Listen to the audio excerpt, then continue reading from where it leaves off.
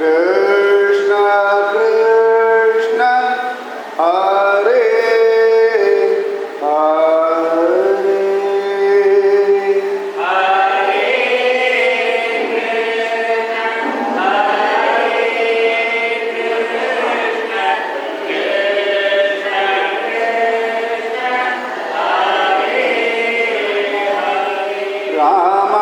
Ramanujaya Patram Jnana Vairagya Bhushanam Srimad Venkatanathāryam Vande Vedanta Desikam Lakshminatha Samarambham Natayamuna Madhyamam Asmadacharya Paryantam Vande Guru Paramparam Yo Nityamachyuta Padambujayugma Rugma Vyamohatasthavitarani Trinaya Mene Asmadgurur Bhagavadosya Dayika Sindhoः Ramanujasya Charanau Sharanam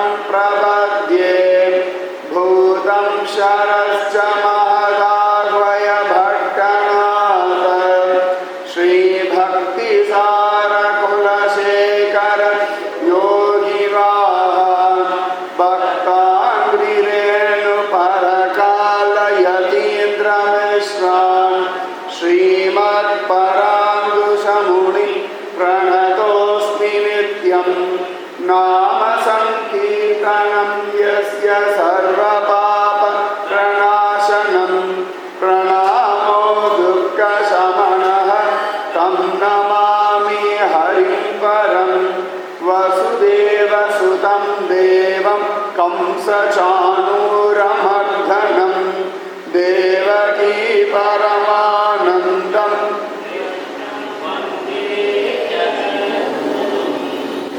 பூமண்ணு மாது பொருந்திய மாறும் புகழ்மலிந்த பாமண்ணு மாறும் அடிபணிந்து பல்கலையோர் தாமண்ண வந்த இராமானுசஞ்சரணாரவிந்தம் நாம் மண்ணி வாழ நெஞ்சே சொல்லுவோம் அவன் நாமங்களே. உயர்வர உயர்நலம் உடையவன் எவனவன் மயர்வர மதிநலம் அருளினன் எவனவன் அயர்வரு அமரர்கள் அதிபதி எவனவன் துயரரு சுடரடி தொழுதியழி என் மனமே. ஜெய் ஜானகி காந்த ஸ்மரணம் ஜெய் ஜெய் கூஜந்தம் ராம ராமேதி மதுரம் மதுராட்சரம் ஆருஹ்ய கவிதா சாகாம் வந்தே வால்மீகி கோகிலம்.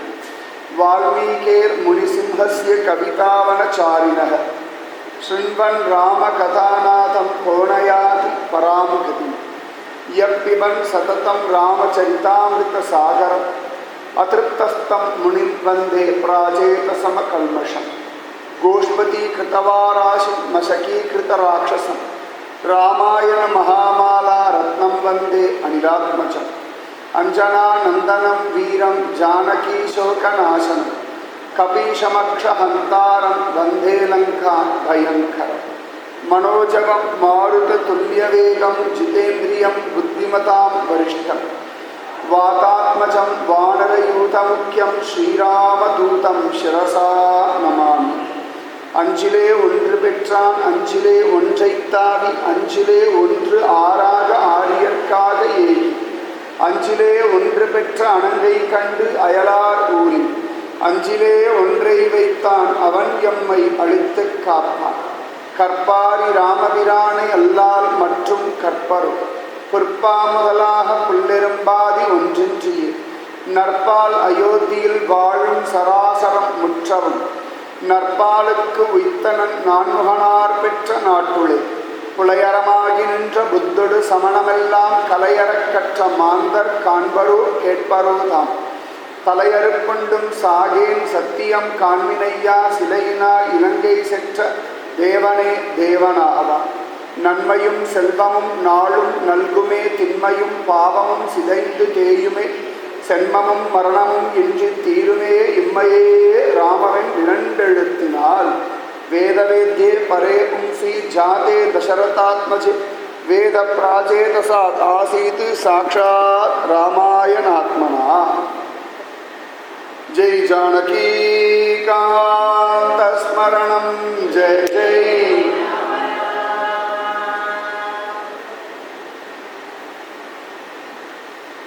சித்திரக்கூடத்திருப்ப சிறுகாக்கை முளைத்தீண்ட அத்திரமே கொண்டெறிய அனைத்துலகம் திரிந்தோடி வித்தகனே ராமாவோ நின்ன பயம் என்றழைப்ப அத்திரமே அதன் கண்ணை அறுத்ததும் ஓர் அடையாளம்.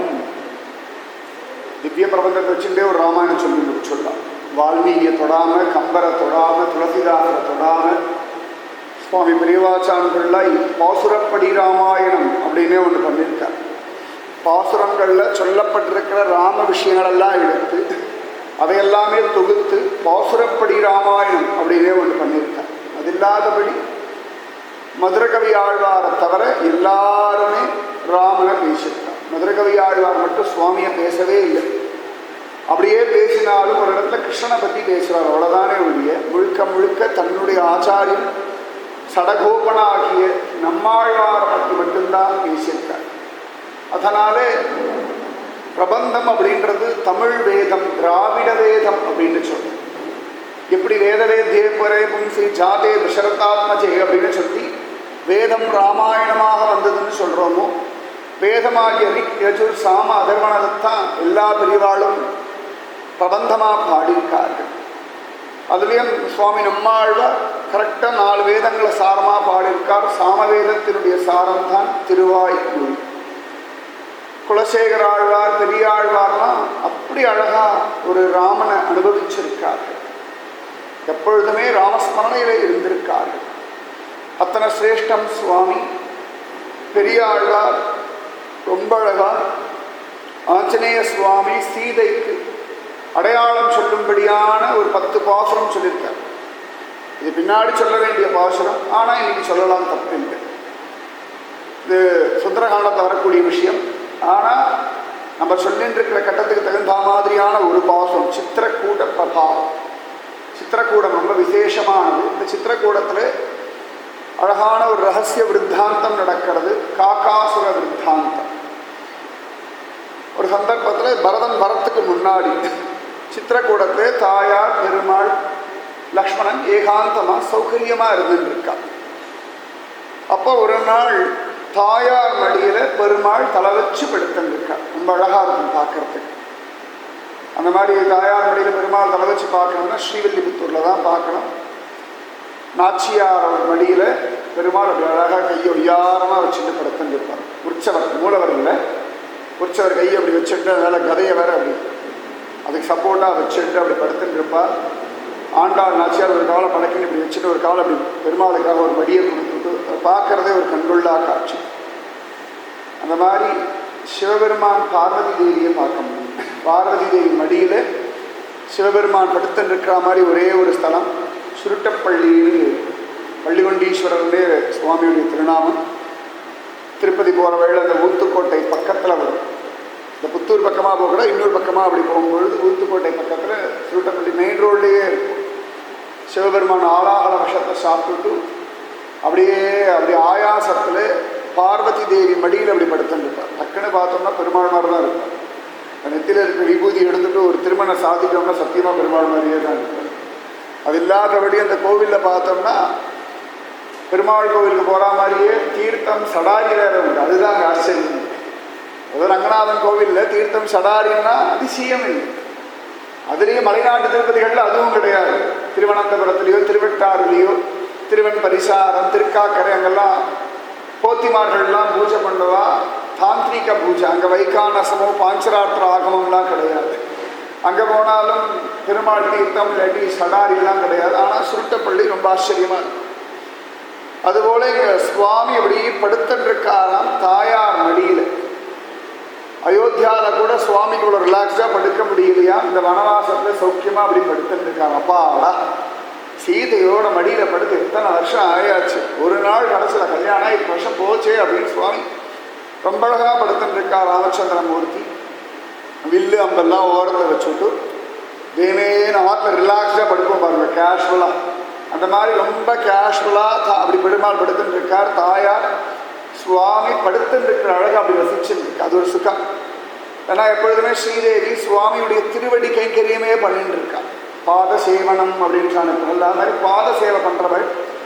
இன்னைக்கு நல்ல சான்ஸ் கிடச்சி கொடுத்தா பகவானுடைய திருமுடி தாயாருடைய திருமடியில் இருக்கிறதுனால அழகாக அந்த பகவானுடைய திருமுக மண்டலத்துடைய அழகு, இந்த கண்ணு மூடின்னு இருக்கிற அழகு, தீர்க்கமான நாசி, அழகான செங்கனிவாய், சுருள் சுருளான அந்த கேசத்தெல்லாம் அவருடைய போட்டுன்னு இருக்க சடையாக போட்டுன்னு இருக்கிறது, பகவானோட கழுத்து நன்னா பார்த்து தாயார் மயங்கி போய் பார்த்துன்னு இருக்காள். அப்போ இந்த காக்காசுரன் வந்துட்டான். பிறந்த ஜாதி என்னமோ தேவ ஜாதி, இந்திரனோட பிள்ளை தான்.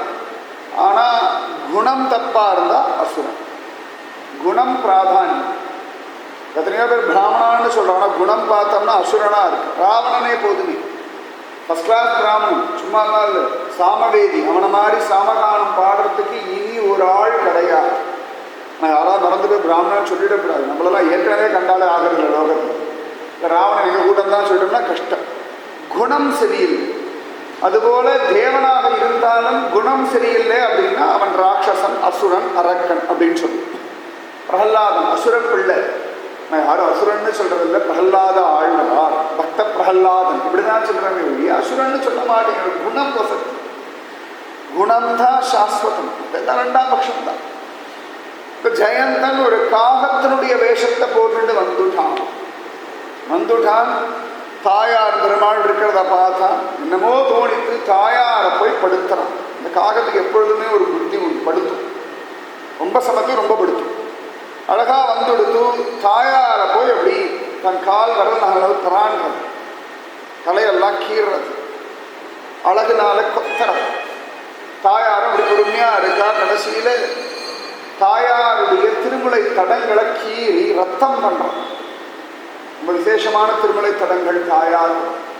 ஏன்னா நீளா துங்க ஸ்தனகிரீட டி சுத்தம் உத்போத்திய கிருஷ்ணம் அப்படின்னு பராசரப்பட்ட தாயாருடைய ஸ்தனங்களுடைய அந்த நிழலில் தான் சுவாமி ஒதுங்கி இருக்காங்க. உலகத்துக்கே விஸ்ராந்தி தரக்கூடிய சுவாமிக்கு விஸ்ராந்தி அப்படின்னா தாயாருடைய ஸ்தனபாரங்கள் அப்படின்னு சொல்லி வர்ணிக்கிறார்.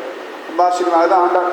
குத்த விளக்கெரிய கொட்டுக்கால் கட்டேன் மெத்தென்ற பஞ்ச சயனத்தின் மேலேறி கொத்தலர் பூங்குழல் நப்பின்னை கொங்கை மேல் வைத்து கிடந்த மலர் மார்பா அப்படின்றார். இந்த பாசுரத்தை அடிப்படையாக கொண்டுதான் பராசரப்பட்டர் நீளா துங்க ஸ்தனகிரி தடி சுத்தம் போத்திய கிருஷ்ணம் திருப்பாவை தனியன் நம்ம சொல்லி. அந்த மாதிரி அந்த தாயாருடைய ஸ்தனங்கள், இந்த ஸ்தனங்களே ரொம்ப விசேஷம். ஏன்னு கேட்டால் குழந்தைகளுக்கு பின்னாடி பால் கொடுப்பதற்காக பகவான் அப்படி சிருஷ்டிச்சிருக்கான். ஒரு பிரம்மச்சாரி குழந்தை அப்படி ஊரில் போய் பிக்ஷை எடுக்க போனான். அப்பா வாரத்துலேருந்து புதுசாக கல்யாணமான மாட்டு கொண்டு வந்து அந்த குழந்தைக்கு பிக்ஷை போட்டான். அவன் அவருடைய ஸ்தனங்களை பார்த்துட்டான். இத்தனை பெருசாக இருக்கே, உடம்பு முடியலையா அப்படின்னு கேட்டான். உடனே உள்ளே ஓடி போயிட்டான். மாமியார் கேட்டால் நடி ஆச்சுன்னா வாசலில் ஒருத்தன் என் ஸ்தனங்களை பார்த்து இவ்வளோ பெருசாக இருக்கேன்னு சொல்லிட்டான் அப்படின்னு. உடனே பாட்டி பார்த்தா, மாமியார் பார்த்தா கையில் விளக்குமாறு எடுத்துட்டா. வாசலில் யாரோ காளிப்பாய் நிற்கிறாங்க. 4 போடு போடான்னு பார்த்தா நன்னா ஒரு வாமனமூர்த்தி மாதிரி ஒரு சின்ன பிரம்மச்சாரி வந்து நிற்கிறான். உடனே அப்படியெல்லாம் ஓடத்தை போட்டு ஏண்டா குழந்தை எப்படி கேட்டு அவனுக்கு இன்னும் இந்த காம சம்பந்தமான சிந்தனை வர வயசு வரல. சின்ன குழந்தை, ஒரு 8-10 வயசு. உடனே இல்லை இவ்வளோ பெருசாக இருந்தது அதனால கேட்டேன் அப்படின்னு. அவளுக்கு உடம்பு முடியலையா அப்படின்னு. அப்போ மாமியார் சொல்கிறா, குழந்தை பின்னாடி ஒரு கர்ப்பவதி ஆகி குழந்தை பெற்றுப்பா. குழந்தைய பெற்றோன்னு அவளுக்கு அதுக்கு பால் கொடுக்கணும் இல்லையா, அதுக்காக சுவாமி அந்த மாதிரி சிருஷ்டிச்சிருக்காரா குழந்தை அப்படின்னா. கேட்டோன்னே ஓன்னு அழ ஆரம்பிச்சுட்டான் அந்த பையன். உடனே மாமியார் கேட்டா, எதுக்குடா பையன் அழகுன்னா, எப்பயோ பிறக்க போகிற குழந்தைக்கு இப்பொழுதே ஸ்தனத்தை இவ்வளோ பெருசாக வச்சு கொடுத்துருக்கார் பெருமாள். அப்போ எப்பயோ பிறந்த எனக்கு என்னெல்லாம் பண்ணியிருப்பார், இனிமேல் எனக்கு ஒரு கவலை இல்லைன்னு கிளம்பினாங்க குழந்தை. சத்தியம், பகவான் எல்லாமே முன்னாடியே அழகாக தீர்க்க ஆலோசனை பண்ணிதானே பண்ணுறான். அதுவும் தாயாருடைய ஸ்தனங்களோ நமக்கெல்லாம் நிஜமாவே பாலமது கொடுக்கிறாளே தாயார். அவருடைய கிருபையினாலே தானே ஓடிட்டு இருக்கும். அந்த தாயாருடைய ஸ்தனங்களை கீறி ரத்தம் வர பண்ணிட்டான். தாயாரும் பெருமாள் தூங்கின்னு இருக்கார், தொந்தரவு செய்யப்படாது அப்படின்னு உட்கார்ந்து இருந்தான். ஒரு ஸ்திதியில இவன் கொத்தின கொத்தல்ல, கீரின கீரல்ல ரத்தம் பீரிட்டு வந்து பெருமாள் திருமுக மண்டலத்தை அப்படி தெளிச்சுடுத்து. அப்படி மேலே தெளிச்ச உடனே சுவாமி கண்ணு விழிச்சு பார்க்கிறார். தாயாருடைய ரவிக்கு எல்லாம் ரத்தத்தில் நனைஞ்சிருக்கான். உடனே சுவாமிக்கு கோபம் வந்துடுத்து. பார்த்தா இந்த காகம் தான் இத்தனையும் பண்றதுன்னு தெரிஞ்சது. பக்கத்துல எந்த ஆயுதங்கள் எதுவுமே இல்லை, வில்லு அம்பெல்லாம் ஓரத்தை வச்சிருக்காரு. உடனே பார்த்தா ஒரு புல் அப்படி பிச்சா, பிரம்மாஸ்திர மந்திரத்தை சொன்னா அப்படி வீசி அடிச்சா. இந்த புல்லு துரத்தித்தான். வல்லவனுக்கு புல்லும் ஆயுதம். இது ராமனை குறித்து சொல்லப்பட்ட ஒரு பழமொழி. அழகா அப்படியே போச்சான். இவனும் ஓடினான். 14 லோகங்கள் ஓடினான். எந்த லோகத்துக்கு போனாலும் இந்த புல்லுல பிரம்மாஸ்திரம் பிரயோகம் பண்ணிட்டார் இல்லையா சுவாமி, துரத்தரலாம். சித்திர கூட திருப்ப சிறுகாக்கை உலை நீண்ட அத்திரமே கொண்டெறிய அனைத்துலகும் திரிந்தோடி. பெத்த அப்பாவும் வாசகதவை சாத்துவோடா அந்த படுபாவி வரா. இவனுக்கு ஏதான நான் சகாயம் பண்ணா சுவாமி என்னையும் படுத்திடுவார், என்னையும் கொண்டு போட்டுருவார், ராமபானம் வீண் போகாதுன்னு அவனும் துரத்துட்டான். ஜெயந்தன் பார்த்தான், யாருமே இல்லையா, என்ன பண்றதுன்னு. சரி, சாட்சிக்காரங்கால சண்டைக்காரங்கால நேர ராமனிடத்துல வந்து விழுந்தான். சித்திர கூட திருப்ப சிறுகாக்கை முளை தீண்ட அத்திரமே கொண்டெறிய அனைத்துலகும் திரிந்தோடி வித்தகனே ராமாவோ நின்ன பயம் என்றழைப்ப. அப்பா ராமா, உன்னை விட்டா எனக்கு வேற கதி இல்லை, நீ எல்லாம யாரும் எனக்கு அனுகிரகம் பண்ண மாட்டான்னு சொல்லி வித்தகனே ராமாவோ நின்ன பயம் என்றழைப்ப அப்படி வந்து விழுந்தானாம். அப்படி விழுந்த சமயத்துல கூட பெருமாளிடத்துல எப்படி வேணும்னு தெரியலையா, பெருமாள் முன்னாடி காலை நீட்டிட்டு விழுந்துட்டான். உடனே அழகா தாயார் பார்த்தா, அச்சோ இவனுக்கு எப்படி பெருமாள் காலில் வேணும்னு கூட தெரியலையேன்னு சொல்லி அவன் தலையை திருப்பி சுவாமியுடைய திருவடி பக்கத்துல போட்டான். தாயாருடைய காரணம் இவ்வளவு நேரம் பட்டதெல்லாம் அவதான் இத்தனை பாடுபடுத்திருக்கான். அப்ப கூட வெட்டி போடுங்கோ இவனு கழுத்து திரும்பி போட வேண்டாமா, தோணலையா. சுவாமி காலில் ஒழுங்கா விழ தெரியலையே குழந்தைக்குன்னு திருப்பி விட்டுட்டான். உடனே இப்படி பார்த்தானா அந்த ஜெயந்தன், இந்த அம்மாவையா இந்த பாடுபடுத்தி எனக்கு அனுகிரகம் பண்றதுக்காக சுவாமி திருவடியில என் தலையை திருப்பி வைக்கிறாளே, ஐயோ இந்த கருணா தேவதியா இந்த பாடுபடுத்திட்டோம்னு கதறினான். உடனே ராமச்சந்திரமூர்த்தி சொன்னார், குழந்தை விட்ட அம்பு வீண் போகாது, ராமபானம் வீண் போகவே போகாது, நீ முடிவு பண்ணு. இந்த ராமபானம் என்ன பண்ணணும்னு நீ தீர்மானம் பண்ண, அது நடக்கும். அப்ப இந்த காகத்துக்கு ஒன்றும் புரியல. சரி, ஏதோ ஒன்று போற, ஒத்த கண்ணு போனா தேவலை அப்படின்னு சொல்ல ஒரு கண்ணவே அப்படி குத்தித்தான். இது கோட்டான் மேலே போட்டுவிடு, என் விரோதி மேலே போட்டுவிடுன்னு சொல்ல தெரியல. கண்ணை எடுத்துட்டா ஒரு கண், இன்னைக்கு காக்காக்கு ஒரு கண்ணால் இப்படி இப்படி பார்த்துட்டே இருக்கு. நிறைய ஆடி ஆடி ஆடி மற்ற பட்சிகள்லாம் தைரியமா பார்க்குற மாதிரி காக்கம் பார்க்காது, ஏன்னா ஒரு கண்ணு தான். அத்திரமே அதன் கண்ணை அறுத்ததும் ஓர் அடையாள். அப்படி சித்திரக்கூடத்தில் இருந்துட்டு தாயார் அவ்வளவு அழகா ஒரு காக்காசுரனுக்கும் ஒரு அனுகிரகத்தை சம்பாதிச்சு கொடுத்துட்டான். அப்ப அந்த காக கூட்டங்கள்லாம் வந்துதான். உடனே ஆண் காக்கைகள்லாம் ஜோர ஆச்சரியமா எல்லாம் ஒரு பக்கம் நின்றுதான். ராமனை போல அதிவிசேஷமாக கருணை உடையவன் யார் அப்படின்னு. உடனே பெண்காய்கள்லாம் சேர்ந்துதான் சீதையை போல தயை உடையவள் யார், கா கஹ கா கஹ கா கஹன்னு சண்டை போடுவான். அதனாலதான் அந்த கூட்டத்துக்கே அந்த ஜாதிக்கே காகம்னு திருநாமம் உண்டு. கா கஹ, தாயாரை போல தயை யாருக்கு உண்டு, ராமனை போல காருண்யம் யாருக்கு உண்டு, பொறுமை யாருக்கு உண்டுன்னு கேட்டதுனால காக்க ஜாதி. இப்படி அனுகிரகம் பண்ணதுக்கு அப்புறமா தான் பரத நம்பி வந்துட்டான். சுவாமி நீ வரணுமப்பா, எனக்கு வேற கதி தெரியல. சிஷ்யஸ்ய, அப்பா நான் சிஷ்யன்பா, பிராத்ரு தம்பிப்பா, தாசன்பா, பிரசாதம் கர்த்தும் அர்ஹசி, எனக்கு பிரசாதம் தா சுவாமி. என்ன பிரசாதம்னா, நீ வந்து ராஜ்ய பரிபாலனம் பண்ணணும்பா, இது உனக்குரிய முடி ஒன்றி மூவுலகம் ஆண்டு உன் அடியவர் கருள் செய் என்று அவன் பின் தொடர்ந்த படியில் குணத்து பரத நம்பிக்கு அன்று அடிநிலை ஈந்தானை பாடிப்பற அயோத்தியர் கோமானை பாடிப்பற அப்படின்றார் பெரியார். முடி ஒன்றி மூவுலகங்களும் ஆண்டு தலையில முடிச்சு ஊட்டிக்கோப்பா, இந்த 3 பூர்வலோகங்கள் எல்லாத்தையும் ராஜ்ய பரிபாலனம் பண்ணுப்பா, உன் அடியவர்க்கு அருள் என்று அவன் பின் தொடர்ந்த, ராமா அனுகிரகம் பண்ணுன்னு அவன் பின்னாடி போன படியில் குணத்து பரத நம்பி, அதாவது அவனுக்கு சமானமா குணவான் இனிமேல் யாரும் இல்லையா. படியில் குணத்து பரத நம்பிக்கு அன்று அடிநிலை ஈந்தானே, அவனுக்கு அந்த பாதுகையை கொடுத்தானே அந்த சுவாமியை பாடி ஆடு. அடிநிலை ஈந்தானை பாடிப்பற அயோத்தியர் கோமானை பாடிப்பற. அவன் ஆச்சரியமா ராஜ்யம் வேண்டான்னு சொல்லிட்டான். இருந்தாலும் அவன் தான் அயோத்தியாவுக்கு அன்னைக்கும் இன்னைக்கும் என்னைக்கும் ராஜன். அதனால ஜெய் போலோ சீதாராமச்சந்திரமூர்த்திக்கு ஜெய் அப்படின்னு அவனுடைய நாமத்தை சொல்லிட்டு அவனுக்கு ஜெயகோஷம் போடணும் அப்படின்னு பெரியவா சொன்னார். அவ்வளவு சிரேஷ்டம் அந்த பரதனுக்காக வசிஷ்டர், ஜாபாலி எல்லாரும் வந்திருக்கா சுவாமி கிட்ட பேசி கன்வின்ஸ் பண்றதுக்கு. கைகேயி மாதா, சுமத்ரா மாதா, கௌசல்யா மாதா எல்லாரும் வந்திருக்கா. இத்தனை பேர் சொல்லியும் சுவாமி கேட்கவே இல்லை. அப்ப ஜாபாலி மகரிஷி பார்த்தா எப்படியாவது ராமனை தேசத்துக்கு அழிச்சுட்டு போடணும்னு ஒரு ஆசை. உடனே ராமனிடத்துல நாஸ்திகம் பேசுறார். பரபிரம்மதிகளை அதை நாஸ்திகம் பேசுவாங்க. அதுதான் சனாதனமான ஹிந்து தர்மம். நமக்கு நல்ல தைரியம் உண்டு. வேதம் நாஸ்திகம் முதற்கொண்டு எல்லாம் பேசி அதற்கு அழகாக பதிலும் சொல்லி அந்த ஒரு தைரியம் வேணும் இல்லையா? அப்படிலாம் பேசப்படாது, சும்மா அப்படின்னு சொல்றதே இல்லை. சனாதனமான தர்மம் என்னெல்லாம் சந்தேகம் உண்டோ எல்லா சந்தேகத்தையும் கேட்கலாம். அத்தனைக்குமான பதில் இங்கே உண்டு. புராணங்களே பாருங்க, எல்லாரும் நான் சொல்றேன்னு சொல்ல மாட்டான். யாராவது கேள்வி கேட்டா அன்னைக்கே இந்த கேள்வியை ஒருத்தர் கேட்டிருக்கா, அந்த பதில் அந்த பெரியவா சொல்லியிருக்கா, அதை நான் உனக்கு சொல்றேன் இப்படிதான் சொல்றேன். பரீட்சை நிறைய கேள்வி கேட்கலாம். எல்லா கேள்விக்கும் சுகபிரம்மர் நேரடியாக பதில் சொல்லவே இல்லை. இதே கேள்வியை தாண்டா உங்க கொள்ளுதாத தர்மர் அழகா கேட்டார். விதுரர் பதில் சொன்னார். ஆச்சரியமா அதை சொல்றேன்டா. விதுரருக்கு ஜோரா மைத்ரேயர் சொன்னார், அதை சொல்றேன்டா. இப்படிதான் சொல்றாரு ஒழிய நான் சொல்றேன்னு சொல்லவே மாட்டேன். எல்லாருமே பிரதிவச்சனம் பிரவச்சனம் இல்லையா? அடுத்தவாளுடைய விஷயங்கள், பெரியவா சொன்ன விஷயங்களை கிளிப்புள்ள மாதிரி உட்கார்ந்துட்டு சொல்றோம். அவ்வளவுதான். அவாவாளுக்கு எந்த கிளிக்கு எப்படி கத்த தெரியுமோ அப்படி கத்திட்டு இருக்கோம். அவ்வளவுதான். அதனால ஆச்சரியமா அத்தனை சிரேஷ்டம் அந்த பகவத் விஷயம். ஜாபாலி பேசுறார், ஹே ராமா, சத்தியம் தர்மம் நியாயம் இதெல்லாம் பொய்யப்பா. நம்ம இருக்கிற வரைக்கும் சௌக்கியமா இருக்கணும். ஆத்திர அவசரத்தில் என்ன வேணா சொல்லலாம். சௌக்கியம்னு வரும்பொழுது எதை வேணா தள்ளலாம், யாரை வேணா தள்ளலாம். தெய்வம் எல்லாம் ஒன்றும் கிடையாது, தர்மம்லாம் ஒன்றும் கிடையாது. யாரு தர்மவான்கிட்ட போய் பேசியிருக்கான்.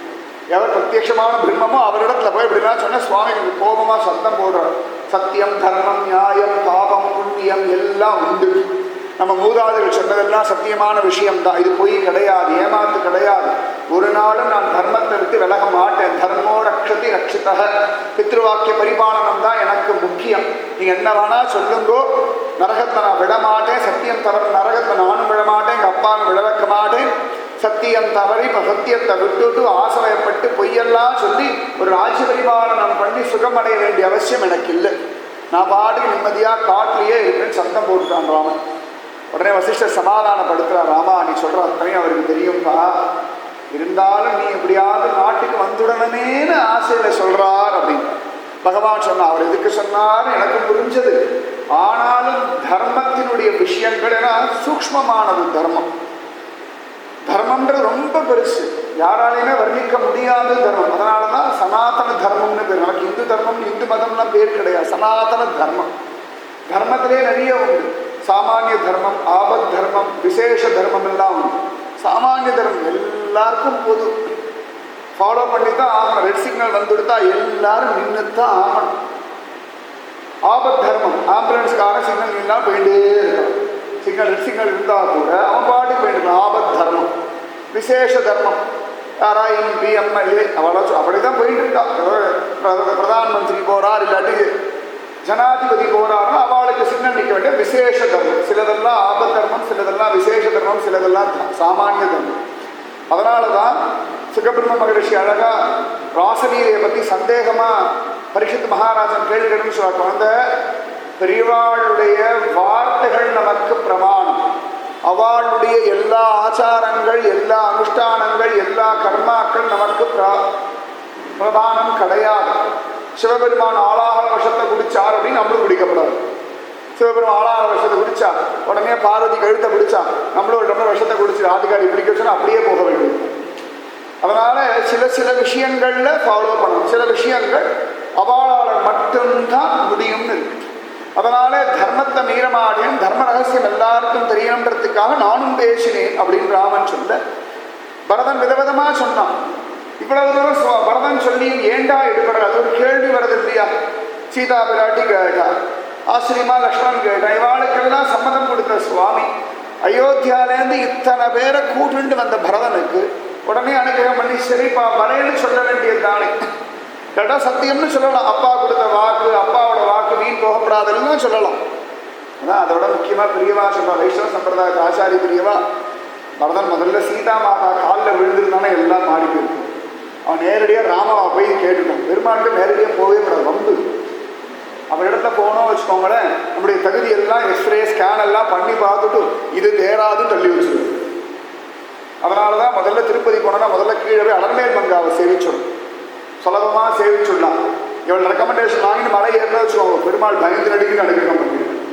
அதனால தான் சுவாமி நம்மாழ்வார் அகலகில்லேன் இறையுமென்னு அலர்மேல் மங்கை உரை மார்பா நிகரில் புகழாய் உலகம் மூன்றுடையாய் என்னை ஆழ்வானே நிகரில் அமரர் முனிக்கணங்கள் விரும்பும் திருவேங்கடத்தானே புகழ் ஒன்று இல்லா அடியேன் அடிக்கு அமர்ந்து புகுந்தேனேன்னு திருவாய்மொழியில சொல்ற. தாயார் புருஷகார பூதை அப்படின்னு, புருஷகார பூதை அப்படின்னா ரெக்கமெண்டேஷன் பண்றாளா, சிபாரிசு பண்றாளா நமக்கு. அதனால தாயாரை பிடிச்சுண்டு, லக்ஷ்மணன் தாயாரை தானே பிடிச்சிருந்த அண்மையும் சீதா மாதையும் விட்டுட்டோம்னா தாங்க மாட்டோம்னா அதுக்காகவே சுவாமி கூட்டிட்டு போயிட்டார். பரதன் சீதா மாதா பத்தி பேச்சே எடுக்கலையா. அதனால சுவாமி பார்த்தார், கொஞ்சம் அவருடைய இது ஸ்டேட்டஸ் ஒன்று இருக்கு இல்லையா, அதுலேருந்து இறங்கி மாட்டேங்கிறார். நிறைய பேர் ஸ்ரீரங்கத்திலேயே பார்க்கலாம், ஓடி போய் முதல்ல ரங்கநாயகியை பார்த்துருவோம். இவரை போய் பார்க்கலையான்னா அந்த கழம் எப்பயாவது நேரம் கொடுத்ததுன்னா போய் பார்க்குறேங்க. கழம் கொண்டு கழவன்னு தான் போய் ரங்கநாதன், ரொம்ப பழைய கழம். ஆனாலும் யுவராசன், அதில் மாற்றம் இல்லை.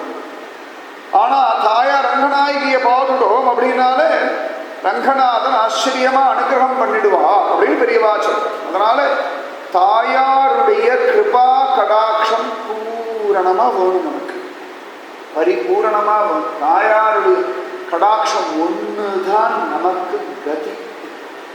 அதனாலதான் ஆதிசங்கர பகவத்பாத கனகதாரா ஸ்தோத்திரம் பாடினார். அதனாலேதான் நிகமாந்த மகாதேசிக ஸ்ரீஸ்திதி எல்லாம் சொன்னார், ரங்கநாயகியை கொண்டாடினார். ஏன்னா தாயாருடைய கிருப்பை. பத்ராச்சல ராமதாசர் 12 வருஷம் ஜெயிலில் இருந்தார். அவ்வளவு ராமகீர்த்தனை பாடினார், ஒன்றுத்துக்கு சுவாமி மசியவே இல்லை. கடைசியில் சீதம்மா மாயம்மான்னு கத்தினார். கடகடன் பெருமாள் வந்தார், ஜெயிலே ரிலீஸ் பண்ணிட்டார். பார்த்தார் பத்ராச்சலம் முன்னாடியே பாடிருக்கணும் சீதம்மாவும். இந்த பெருமாளை நம்பின வீணா போச்சு, 12 வருஷம் வீணா போச்சு அப்படின்னு. ஏன்னா தாயாரை பிடிச்சுட்டோம் அப்படின்னா அத்தனை வசத்தியம். தாயாருக்கு அப்படி ஒரு காருண்யம். கண்கள் எப்படாப்பா யாருக்கு என்ன கிருபை பண்ணலாம்னு காத்துருக்கா சுவாமி. அப்படி இல்லையா, இந்த பரதன் தாயாரை பிடிக்காம நேரடியா சுவாமி இடத்துல வந்து இத்தனை பேர் சொல்றா, இவா சொல்றதெல்லாம் நீ கேளு அப்படின்னாலும் பகவான் இதற்கும் பசியல். கடைசியில பரதன் சொன்னான்னா, நீயோ ராஜ்ய பரிபாலனம் பண்ணணும்னு சொல்றான், எனக்கு என்ன பண்றது தெரியல, நான் பிராயோபவேசம் பண்றேன், அதெல்லாம் பண்ணப்படாதுன்னு சொன்ன உடனே பரதன் சொன்னான்னா, உன்னுடைய பாதுகையை தான், உன்னுடைய பாதுகை எனக்கு பெரிய பலம், உன் திருவடியை தவிர எனக்கு வேற பலம் கிடையாது, அதனாலே இந்த பாதுகையை நீ கொடுத்தா அப்படின்னா. உடனே பெருமாள் பாதுகை சொன்னா, அப்புறம் செருப்பு வச்சுருந்தாங்க, நீ வர 14 வருஷம் வரைக்கும் அது என்கிட்ட பணயமா இருக்கணும், அடகு வச்ச பொருளா இருக்கணும். உலகத்தை எல்லாருக்குமே தன்னுடைய செருப்பு மேல ஒரு பெரிய மரியாதை. 300 ரூபாய் 400 ரூபாய் கொடுத்து செருப்பு வாங்குறது, நம்ம கால் நன்னா இருக்கணும், நம்ம காலுக்கு ஒரு கஷ்டம் வந்துடக்கூடாதுன்னு தான். நம்ம ஊர்லலாம் மழை பெஞ்சா முட்டி அளவு தண்ணி தான் ஓடும், சாக்கடை தண்ணி எல்லா தண்ணியும் போகும். நமக்கு இந்த செருப்பை போட்டு நடக்கிறது மனசு வரும். இந்த செருப்பை தூக்கி இப்படி கையில் வச்சுட்டு வெறுங்காலில் சாக்கடை நடக்கும். அப்போ நம்மளோட செருப்பு தானே வசதி. யோசனை பண்ணி பாருங்க, 300 ரூபாய் செருப்பு தான், நம்ம கால் தானே முக்கியம். அங்கேயே பள்ளத்தை ஏதாவது குத்தி எடுக்கிறாங்க, அது யோசனை இல்லை. 300 ரூபாய் செருப்பு, லெதர் செருப்பு பிஞ்சு போயிடும், வீணா போடும். அப்போ 300 ரூபாயோட நம்ம கேவலம் நடக்கும். உண்மைதான் சொல்றது, ஒரு கசக்கும் சத்தியம் தானே. அப்போ நம்முடைய செருப்பே இவ்வளோ வசத்தின்னா அகிலாண்ட கோடி பிரம்மாண்ட நாயகனுடைய பாதுகை. ஏன்னா உலகத்தையே தாங்கிறது சுவாமி, அந்த சுவாமியை அது தாங்கிறது. இந்த குழந்தைகள் செருப்பை பார்த்தாலே சந்தோஷமா இருக்கும். அது வச்சு ரொம்ப எடுக்கிறதே மிருதுவா பூ எடுக்கிற மாதிரி இருக்கும். ஆனால் அது குழந்தை, அதுக்கு பிடிச்ச மாதிரி இருக்குன்னு அதை பார்த்து பார்த்து அப்பா அம்மாவோ அது தாத்தா பாட்டியோ குழந்தை செருப்பு குழந்தை பத்திரமா எடுத்து வச்சுக்கோம். நம்ம செருப்பு கூட அந்த வேலை கிடையாது. அப்போ குழந்தைய விட குழந்தை யாருன்னா சுவாமி. பரம காரூணிகரமான ஒருத்தன், கருணாகரனாச்சு. அந்த காரூண்யத்தை இருக்கிறதுனால இந்த பாதுகையை கொடுன்னுட்டான். ஆச்சரியமா கர்ண பரம்பரையா ஒரு விஷயம் சொல்றான்.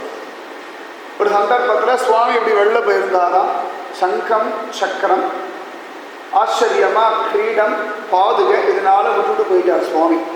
பாதுகை அப்படி பகவானுடைய சிம்ஹாசனம் பக்கத்தில் கீழே இருந்து கிரீடத்தை எடுத்து அப்படி சேர் மேலே வச்சார். சங்கு சக்கரத்தில் ஒரு சைடில் வச்சுட்டு அவர் பாடி வெளியில் போயிட்டார். அப்போ உடனேயே இந்த கிரீடம் அப்படியே பார்த்து பாதுகையை பார்த்து சொல்லிட்டாங்க, ரொம்ப பாவம். உடனே பாதுகை கேட்டது ஏன் அப்படின்னா, சுவாமியை தூக்கிட்டு அங்கே இங்கே நடந்துருக்கிய சுவாமி லோகத்தையே தாங்கிறவர், அகில ஜெகத் சுவாமின்னு ஆச்சு, பத்மநாபன் ஆச்சு. அந்த சுவாமியை தூக்கி நீ நடக்கிற ரொம்ப பாவம் அப்படின்னு. உடனே பாதுகாதேவி சொன்னா, இது என்ன பாவம்? இந்த சுவாமியை தூக்கிறதே ஒரு சுகம் தெரியுமா? துயரடு சுடரடி தொழுது எழு என் மனமே எல்லா பிரிவாளும் சொல்றான். சகலவிதமான துக்கங்கள் பாவங்கள் எல்லாம் சுவாமியுடைய திருவடிகளில் சரணாகதி பண்ணா நாசமாடம்னு வேதம் முதற்கொண்டு எல்லாம் சொல்றது. அந்த திருவடி என் மேல பட்டு இருக்குன்னா ரொம்ப பாக்கியம் தானே. 30 தேவர்கள்லாம் வந்து சுவாமியை சேவிக்கிறார். சேவிக்கிறவாளுடைய திருமுடிகள்லாம் எங்க மேலதான் படுறது, ஓ மேலையா படுறது அப்படின்னு விட்டான். உடனே கிரீடத்துக்கு கோபம் வந்துருக்கு. மகுடத்துக்கு ஒன்னெல்லாம் வைக்க வேண்டிய இடத்துல வச்சா ஒழுங்கா இருந்திருக்கு, சுவாமி ஓவரா இடம் கொடுத்து வச்சிருக்க, அந்த கொழுப்பு உனக்குன்னு மகுடம் சொல்லியிருக்கான். உடனே சும்மா இல்லாம சங்கு சக்கரம் 2 சிரிச்சு விட்டான், கொள்ளு. உடனே பாதுகாதேவிக்கு ரொம்ப வருத்தமா போயிருக்கு, இந்த இன்சல்ட் பண்ணிட்டாளே அப்படின்னு நினைச்சிட்டு. ஒரு நாள் சுவாமி பாதுகையை போட்டு அப்படி வீதி உலா போறாரு ஏகாந்தமா. அப்படி வைகுண்டத்தால் நிறைய பார்க்கெல்லாம் உண்டு. கட்டாயம் போவேள் பாரும்போது நம்மளாம் மீட் பண்ணுவோம். ஏன்னா ராமாயணம் கேட்கறதா, பகவத் விஷயம் கேட்கறதா, சத்சங்கம் கேட்கறதாளுக்கு ஜீவன் முக்தி, சந்தேகமே கிடையாது. அதனால மோட்சம்ன்ற ஒரு விஷயத்துக்காக நீ பிரயத்தனமோ கவலையோ யோசிக்கவோ வேண்டாம். எப்போ சத்சங்கம் கேட்கிறதோ அன்னைக்கே, எப்போ கேட்க ஆரம்பிச்சாலோ அன்னைக்கே மோட்ச பிராப்தி அடைஞ்சாச்சு. இருக்கிற காலத்தை ஓட்டிட்டு போகணும், அவ்வளோதான் வேலை. காலக்ஷேபம் அப்படின்னு வைஷ்ணவ சித்தாந்தத்தில் இந்த மாதிரி பகவத் விஷயம் கேட்கறது பேரே காலக்ஷேபம்னு. இப்படி காலத்தை பொழுது போக்கணுமே, மரணம் வர வரைக்கும் பொழுது போக்கணும் இல்லையா? அதுக்கு இந்த பகவத் விஷயத்தை கேட்டுட்டோம்னா ஒரு சமாதானம், ஒரு சாந்தி, ஒரு தைரியம், ஒரு நிம்மதி நமக்கும், இந்திரியங்கள், மனசு, ஆத்மா கூட இருக்கவா எல்லாருக்குமா. அதனாலே மோட்சம் அப்படின்றது சத்தியமா நமக்கெல்லாம் கிடைச்சாச்சு. எனக்கு மோட்சம் உண்டான்னு சந்தேகமே படக்கூடாது. ஏண்டா நான் சத்தங்கம் கேட்டாச்சுன்னா மோட்சம் உண்டு, அவ்வளவுதான். அரட்சணம் சத்தங்கம் கேட்டா கூட அவளுக்கு மோட்சம் உண்டுன்னு சாஸ்திரம் நிரூபணம் பண்றாங்க. அழகான உத்தியானவனத்தில் சுவாமி பாதியை கொண்டு இப்படி நடக்கிறார். பொறுமையா ஆச்சரியமா அப்படி நிதானமா இந்த வரதராஜனோட நடப்பார். பொறுமையா போவார். இந்த பழைய சீரம் எல்லாம் போயிட்டு இப்படி வரும்போது பார்த்தா இத்தனை பொறுமை என்னதுக்கு சுவாமிக்கு இருக்கும். நல்லா வெயில காய காய காய, ஏற்கனவே கடல் நல்ல கடல் சுவாமி, இந்த வெயில காய காய காய காய போயிட்டு வருவார். அந்த மாதிரி பொறுமையா நடந்தாங்க. திடீர்னு ரொம்ப அழகா யார் அழகா பெருமாள் பார்த்தா கால்கிட்டேன்னு சப்தம் வரும். பாதுகாதேவி குலுங்கி அழ ஆரம்பிச்சுட்டான். உடனே பெருமாள் கேட்டா எதுக்குமா அழகா, என்ன ஆச்சுன்னா நடந்த விஷயத்தெல்லாம் சொல்லி ரொம்ப கேவலப்படுத்திருக்கு இந்த மகுடம். இந்த சங்கு சக்கரம் வேற சிரிச்சு விடுத்து, மனசே கேட்கல சுவாமி அப்படின்னு விட்டான். உடனே பெருமாள் இப்படியா சொன்னா, கவலையே படாத, இந்த மகுடத்தை அரஸ்ட் பண்ணி நான் வச்சுடுறேன், இந்த சங்கு சக்கரத்தை உனக்கு கைங்கரியம் பண்ணும்படியா பண்றேன்னுட்டா. சரின்னு தரான். அந்த சான்ஸ் தான் இப்போ கிடச்சுருக்கு. தசரதன் போயிட்டார், மகுடத்தை தூக்கி டப்பாவில் வச்சுட்டார். ராமன் முடி சூடிக்க மாட்டான், அவருக்கு காட்டுக்கு போயாச்சு. லக்ஷ்மணன் வேண்டான்னுட்டான். பரதனும் எனக்கும் வேண்டான்ட்டான். சத்ருகன் லிஸ்ட்லேயே வரல, என்னை கூட்டத்தை சேர்க்காதுங்கிற ராஜ்ய பரிபாலன விஷயம் எனக்கு தெரியாதுன்னு ஒதுக்கியாச்சு. கடைசியில் அந்த மகுடன் யாருக்கும் வழி இல்லாமல் டப்பாவில் போய் அரஸ்டாகி உட்கார்ந்து கொடுத்தான். இந்த சங்கு சக்கரம் தான் பரத சத்ருகனா வந்தான். அழகா பார்த்தா பகவான் பாதுகை கொடுத்தவனை தூக்கி தலையில் வச்சுட்டானா. ராமன் இப்படி பார்த்தானா பாதுகாதேவிய. சந்தோஷமா, ரொம்ப சந்தோஷ சுவாமி, எனக்கு இவ்வளோ அனுகிரகம் நீங்கள் பண்ணுவேன்னு நான் எதிர்பார்க்கவே இல்லை. பகவான் சொன்னான், நீ என் காலை பிடிக்கிறவாளுக்கே நான் அனுகிரகம் பண்ணுவேன். நான் என் கால் ஒன்றை பிடிச்சிருக்கு, உனக்கு அனுகிரகம் பண்ணாமல் இருப்பேன், பண்ணியே தீருவேன், நான் உனக்கு மரியாதை பண்ணுவேன்னு சொன்னேன். சுவாமி இது ரொம்ப மரியாதையாக இருக்குது, தாங்க முடியல சுவாமி, கவலைப்படாது, இப்போதான் ஆரம்பிச்சிருக்கு, உனக்கு வர்த்தமயமான சிம்ஹாசனம் எல்லாம் காத்து இருக்கு. சிம்ஹாசனத்தில் நீ இருப்பாய் 14 வருஷ கால பரியந்தம். இந்த சங்கு சக்கரம் பரத சத்ருனர் உனக்கு அபிஷேகம் பண்ணி சாமரம் எல்லாம் வீசி டெய்லி புஷ்ப பூஜையெல்லாம் பண்ணுவா, ஆனந்தமா அனுபவினார். 14 வருஷமா சுவாமின்னா உன்னை பாரு 14 நிமிஷம் சிரிச்சிருப்பால, அதுக்கு பரிகாரம் தான். பக்தாளுடைய அவமானங்களை நிவர்த்தி பண்ணக்கூடிய பலம் சுவாமிக்கு மட்டும்தான். அதனால என்ன வேணா அவமானம் வரட்டும், சர்வம் கிருஷ்ணார்ப்பணம்னு சுவாமி கிட்ட கொடுத்துடும். அவமானம் இல்லாமல் யாருமே கிடையாது லோகத்தில். ராமானுஜர், சங்கர் எல்லா பிரிவாளுக்கும் உண்டு. என்ன அவமானம் வருதோ அதையும் பிரபோ இந்த உனக்குன்னு கொடுத்துட்டேன்னா அந்த அவமானத்தை நம்ம கொடுத்த ஒரு காரணத்தினாலேயே சுவாமி நமக்கு ஒரு பெரிய மரியாதை பண்ணிட்டார். தான் பகவானுடைய கிருபை. தெய்வம் காத்துட்டு இருப்போம், வீண் போக மாட்டோம். நிதானமா இருக்கவா ஒரு நாள் தோத்து போகிறது.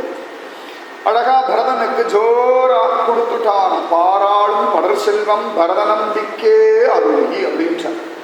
ரொம்ப அழகா குலசேகர ஆழ்வார் ராமனுக்கு தாலாட்டு பாடுறார். அதை சொல்றார், பாராளும் படர் செல்வம் பரத நம்பிக்கே அருளி ஆரா அன்பு இளையவனோடு அருங்கானம் அடைந்தவனே. அப்படியே சொல்ல முடியாத ஒரு அன்போட இளையவன் சொல்லும்படியான லக்ஷ்மணனோடு அருங்கானம் அடைந்தவனே. சீரார் வரைமார்பா திரு கண்ணபுரத்து அரசே, ஸ்ரீ ஆளும்படியான திருமாவுடைய பிரபோ, திருக்கண்ணபுரத்தில் எழுந்திருக்கிற என் சுவாமியே, ஆச்சரியமா தாராளும் நீள்முடி என் தாசரதி காலேலோ. அழகான மாலைகள் சூடும்படியான திருத்துழாய் மாலைகள்னால அலங்கரிக்கப்பெற்றதான திருமுடியுடைய என்னுடைய தாசரதி தாலேலோ தாலேலோ அப்படின்னு பாராளும் படர் செல்வம் பரத நம்பிக்கே அருள். இந்தாடா வச்சுக்கோடா குழந்தைன்னுட்டா. பரத நம்பி பார்த்தான். அழகா அப்படி வாங்கிட்டான். 2 கையில ஜோரா வாங்கினுட்டான். சுவாமி 14 வருஷம் முடிஞ்ச உடனே 15வது வருஷம் ஆரம்பத்தில் நான் உன்னை பார்க்கணும், பார்க்கலையோ அக்னி பிரவேசம் பண்ணிடுவேன். சரினுட்டார் சுவாமி. உடனே பரதன் எல்லாரும் கிளம்பரா. கைகேயி மாதா, சுமத்ரா மாதா, கௌசல்யா தேவி எல்லாரும் கிளம்பரா. தலைக்கு மேல அந்த பாதுகையை வச்சிருந்தான். ஜெய் போலோ பாதுகாராணிகி ஜெய். பாதுகை ரொம்ப விசேஷமான. பகவானுடைய பாதுகைக்கும் ஏற்றம் உண்டு, பக்தாளுடைய பாதுகைக்கும் ஏற்றம். ராமானுஜர் சொல்லியா பாதுகைன்னா ராமானுஜர் சொல்லணும். ராமானுஜருக்கு ஒரு சிஷ்யர் உண்டு, வடுக நம்பி அப்படின்னு. வடுக நம்பி, வடுக தேசம் அப்படின்னா ஆந்திரா, தெலுங்கு. அந்த ஆந்திர தேசத்துலேயே வந்ததுனால அவருக்கு பேர் வடுக நம்பி அப்படின்னு. ரொம்ப விசேஷமானது. வடுக நம்பிக்கு ராமானுஜரே தான் கதி. மற்றவாளெல்லாம் கிண்டல் பண்ணுவார். கூரத்தாழ்வான், முதலியாண்டான், இவாளெல்லாம் கிண்டல் பண்ணுவார். இரு கரையார் அப்படின்னு கிண்டல் பண்ணுவார். சம்சார சாகரத்துக்கு 2 கரை உண்டா. ஒரு கரை பெருமாளாம், ஒரு கரை ஆச்சாரியனா. இந்த கூரத்தாழ்வான் முதலியாண்டெல்லாம் அப்பப்போ ராமானுஜ கரைக்கு வருவாளா, அப்பப்போ ரங்கநாதன் கரைக்கு போவாளாம். அதனால இரு கரையார் அப்படின்னு வடுக நம்பி கிண்டல் பண்ணுவார். இவர் ஆச்சாரியன்ற ஒரு கரையில ஒதுங்கினார். மதுரகவி நிஷ்டைன்னு பேர் இருக்கு. நாளைக்கு மதுரகவி ஆழ்வார் நட்சத்திரம். விசேஷமான ஒரு ஆழ்வார். ஆழ்வார்கள்ல ரொம்ப சிரேஷ்டம் யாருன்னா மதுரகவி ஆழ்வார் தான். மற்ற எல்லாம் 2ஆம் பட்சம் தான். ஆச்சாரியனே கதி. அந்த மதுரகவி ஆழ்வா, மதுரகவி நிஷ்டைனே அதுக்கு பேர். இந்த மாதிரி ஒரு ஆச்சாரியன்ற ஒரு கரையில ஒதுங்கினவர். ஒரு சந்தர்ப்பத்தில் அழகா சுவாமி ராமானுஜர் தன்னுடைய திருவாராதன பெருமாளை கொண்டு வர சொன்னார். எடுத்துன்னு வாடா, திருவாராதனம் பண்ண. ஆராதனை அபிஷேகம், பூஜை, அலங்காரம். அழகா திருவாராதனம் பண்ணணும், எடுத்துட்டு வாடான்னுட்டார். உடனே அழகா வடுக நம்பி போனார். அப்பயே அழகா பார்த்தா பெரிய தாம்பாளத்தில் ராமானுஜருடைய திருவாராதன பெருமாள், தேவ பெருமாள் வரதராஜன் இருக்கிறது. ஸ்ரீரங்கம். ஆனால் பூஜை பண்ணுறது வரதராஜன். என்ன நியாயமோ தெரியல. அழகா வரதராஜன் ஏழை பண்ணி கொண்டு வந்துட்டார். கொண்டு வந்தார். அழகா ராமானுஜர் பார்த்து, ஏ வடுகா என்னடாமே பண்ணா அப்படின்னா. என்னடான்னா இந்த தாம்பாளத்தில் இவர் ஆராதனம் பண்ற வரதராஜனை வச்சுட்டு அது பக்கத்திலே ராமானுஜர் பாதையும் அழகா வச்சு தூக்கி வந்துட்டார். பெருமாளையும் இவருடைய திருவடிகளையும் ஒன்னா தூக்கி வந்துட்டார். உடனே ராமானுஜர் பதறி போயிட்டார். என்னடா குழந்தை இப்படி பண்ணலாமா? என்னுடைய பாதுகையும் தேவ பெருமாளையும் ஒன்னா கொண்டு வரலாமோ அப்படின்னா. உடனே வடுக நம்பிக்கு கோபம் வந்துடுத்து. உம்முடைய பெருமாளுக்கு என் பெருமாள் ஒன்றும் குறைச்சல் இல்லைன்னுட்டார். உம்முடைய பெருமாள் மோட்சம் தருவார்னா என்னுடைய பெருமாளும் மோட்சம் தருவார். உம்முடைய பெருமாள் தர்மார்த்த காமங்கள்லாம் பூர்த்தி பண்ணுவாரோ என்னுடைய பெருமாளும் பண்ணுவார். உம்முடைய பெருமாள் என்னெல்லாம் அவதாரம் எடுப்பாரோ என்னுடைய பெருமாளும் பண்ணுவார்னுட்டா. ராமானுஜர் வாயத்திறங்களை என்கிட்ட பேசி வாங்கி கட்டிக்கப்படாது. ஏன்னா அவர் பொறுத்தவரைக்கும் தீர்மானம் தன்னுடைய ராமானுஜருடைய பாதுகையே பெருமாள், ஆராதன பெருமாள். இந்த வடுக நம்பி கடைசி காலத்தில் பரமபதம் அடையும் பொழுது தன்னுடைய வம்சத்தாருக்கு சொத்து கொடுத்தாராம். நடா சொத்துன்னா நித்தியம் ராமானுஜருக்கு திருவடி அளவின ஜலம் உண்டு. ஸ்ரீபாத தீர்த்தம்னு பேர், குருபாத தீர்த்தம். அதை எடுத்து கொடுத்து, இது நீங்காத செல்வம், ஜாகிரதையாக வச்சுக்கோங்க, இதை விட வேற செல்வம் உங்களுக்கு கிடையாதுன்னு கொடுத்துருக்கார். ராமானுஜர் திருவடி அலம்பின ஜலம். சைத்தன்ய மகாபிரபுக்கு ஒரு சிஷ்யர் இருந்தார். அவருக்கு ஒரே ஒரு வேலை தான். ஏதான ஊரில் யாராவது பாகவதா அப்படின்னு கேள்விப்பட்டான்னா இப்படி அவாத்து ஓரத்து போய் ஒழிஞ்சுட்டுருவார். அவன் எங்கேயாவது நடந்து போவார் இல்லையா, அவள் பின்னாடியே போய் அவள் நடந்த திருமடி மண்ணை எடுத்து உடம்பெல்லாம் பூசிட்டு தலையெல்லாம் பூசிட்டு அழைக்கிறார். ஏடானா பக்தாளுடைய திருவடி நீ போகாது, தொண்டரடி கொடி சத்தியமாக காப்பாற்றும். அதனால தான் விப்ரநாராயணன் தன்னுடைய குலப்பெயரை விட்டுட்டு தொண்டரடி கொடி அப்படின்னு பக்தாம் ரீரேணு அப்படின்னு தொண்டரடி கொடியாள வச்சுட்டார். அப்படின்னா பகவானுடைய பாததூளியும் பக்தாளுடைய பாததூளியும் அத்தனை சிரேஷ்டம், நீ போகாது. காஞ்சி பரமாச்சாரியா பாதையெல்லாம் கிடைக்குமான்னு எத்தனையோ பேர் தவம் இருந்திருக்கா. ஆச்சாரியனுடைய கிருப்பை இருந்தால் போதும். ஒரு சந்தர்ப்பத்தில் பரமாச்சாரியா இப்படி யாத்திரை போவார். அப்போ ஒரு கோவிலுக்கு எல்லாரும் உள்ள போகிறா. அப்போ ஒருத்தர் நல்லா படித்தவர், நல்ல போஸ்டில் இருக்கிறவர், அவருக்கு ஒரு ஆசை, எல்லாரும் உள்ளே போயாச்சுன்னா ஆச்சாரியனுடைய பாதுகை வெள்ளை இருக்குமே, அதை தொட்டு வச்சுக்கணும், அதை பார்த்துக்கணும். அவருக்கு ஒரு ஆசை, ரொம்ப நாள் ஆசை, யார்கிட்டையும் சொல்ல. அழகாக பார்த்தா எல்லாரும் கோவில் பரமாச்சாரியர் சொன்னார், யாராவது ஒருத்தர் இருந்து என்னுடைய பாதுகையை பார்த்துக்கலாமே, மரவடியை பார்த்துக்கலாமே. இவருக்கு பரம சந்தோஷம். அடியேன் அடியேன் அடியேன்னு போய் நின்றுட்டார். உடனே பரமாச்சாரியா எல்லாரும் உள்ள போயாச்சு. பரமாச்சாரியர் நடமாடும் தெய்வம் தான், சந்தேகமே கிடையாது. யாரெல்லாம் பார்த்தாலும் பாக்கியசாலி, வேற என்ன சொல்ல முடியும். ஆனால் கண் படைச்ச பிரயோஜனம் மகாத்மாக்களுடைய தரிசனம். அது சன்னியாசிகளை பார்க்கறது போல உத்தமமான ஒரு பிரயோஜனம் கண்ணுக்கு வேற எதுவுமே கிடையாது. ரெண்டாவதுதான் பகவான் கூட ஆச்சாரியாவை பார்க்கறத போல ஒரு உத்தமமான காரியம் வேற சத்தியமாக எதுவும் கிடையாது. பரமாச்சாரியா மற்றவெல்லாம் உள்ள போயாச்சு. இவருக்கு மனசு அடிச்சது. இருந்தாலும் பரமாச்சாரியா கூட போய் சுவாமியை சேவிக்க முடியலையே, யாராவது 2 நிமிஷம் அப்படி வந்துட்டாருன்னா நான் போய் அழகாக பரமாச்சாரம் நின்று ஆரத்தி சேவிப்பேனே அப்படின்னு நினச்சான். அதுக்குள்ள கோவில் அர்ச்சகர் அழகாக ஆரத்தி கார்டான் தயார் பண்ணார். உடனே பரமாச்சாரம் 1 நிமிஷம் யாராவது சேவிச்சுட இல்லையா, சேவிச்ச யாராவது வாசல்ல போனேன்னா அந்த பாதுகையை பார்த்துட்டு இருக்கிற உள்ள அனுப்பலாமே. உடனே உள்ளேருந்து உள்ள ஒரு ஓடி வந்தா, நீங்க போங்கட்டாதான். உடனே குரு வர பரமாச்சாரியர் பக்கத்தில் நிற்க வச்சு அழகா ஒரு ஆரத்தி காட்ட வச்சு பரமாச்சாரியருக்கு காட்டுவாங்க. அதாவது உறங்கும் பெருமாள் உலாவும் பெருமாள் ரெண்டுத்துக்கும் ஒரு ஆரத்தி காட்டணும்னு இவர் கண்கள் ஆனந்த பாஷ்பம். ஒரு ரொம்ப நாளாக இது பரமாச்சாரியர் சொல்ல அந்த பாதுகையிலேயே சொல்லிட்டு இருந்தார், பாதுகை எனக்கு கிருபை பண்ணப்படாதா, நான் வச்சுக்க மாட்டேன்னா, நான் பார்த்துக்க மாட்டேன்னா, என்கிட்ட வரப்படாதான்னு கேட்டுட்டு இருந்தாரா. அப்படி ஒரு அனுகிரகம் பெரியவாளுடைய பாதுகை. அந்த மாதிரி வைபவம் சொல்லிட்டு போயிட்டே இருக்கலாம். பாதுகா மகிமா அதெல்லாம் தான் பாரத தேசத்துடைய மிகப்பெரிய ஒரு விஷயம். வேறு எந்த தேசத்துலையும் இப்படி ஒரு வைபவம் கிடையாது. அழகா பரதன் அந்த பாதுகையை எடுத்துட்டான். அழகா ஜோரா ஜெய் சீதாராம், ஜெய் பாதுகாராம், ஜெய் தசரதராம், ஜெய் கோதண்டராம் அப்படின்னு ராமகோஷம் பண்ணிட்டு ஆச்சரியமா வந்து அதி விசேஷமா நந்தி கிராமத்தில் வந்துவிட்டான். சிம்மாசனத்தை ஏழை பண்ணி அழகா புண்ணியமான ஜலங்கள்லாம் கொண்டு வந்திருக்கா இல்லையா ராம பட்டாபிஷேகத்துக்காக. அதை கொண்டு அந்த பாதுகைக்கு ஜோரா ஒரு அபிஷேகம் பண்ணியாச்சு. பாதுகா பட்டாபிஷேகம். ராமாயணத்தில் சிரேஷ்டம் எதுன்னா எல்லாருமே ராம பட்டாபிஷேகம் சத்தியமாக கிடையாது. பாதுகா பட்டாபிஷேகம் தான் சர்வசிரேஷ்டம். அந்த மாதிரி பாகவதத்தில் கோவிந்த பட்டாபிஷேகம், இது 2 தான் நம்ம நினச்சிட்டு இருக்கோம். ராம பட்டாபிஷேகம்னா ஒரு விஷயமே கிடையாது, போஸ்ட்மானாய் பண்ணிட்டார், அவ்வளோதான்.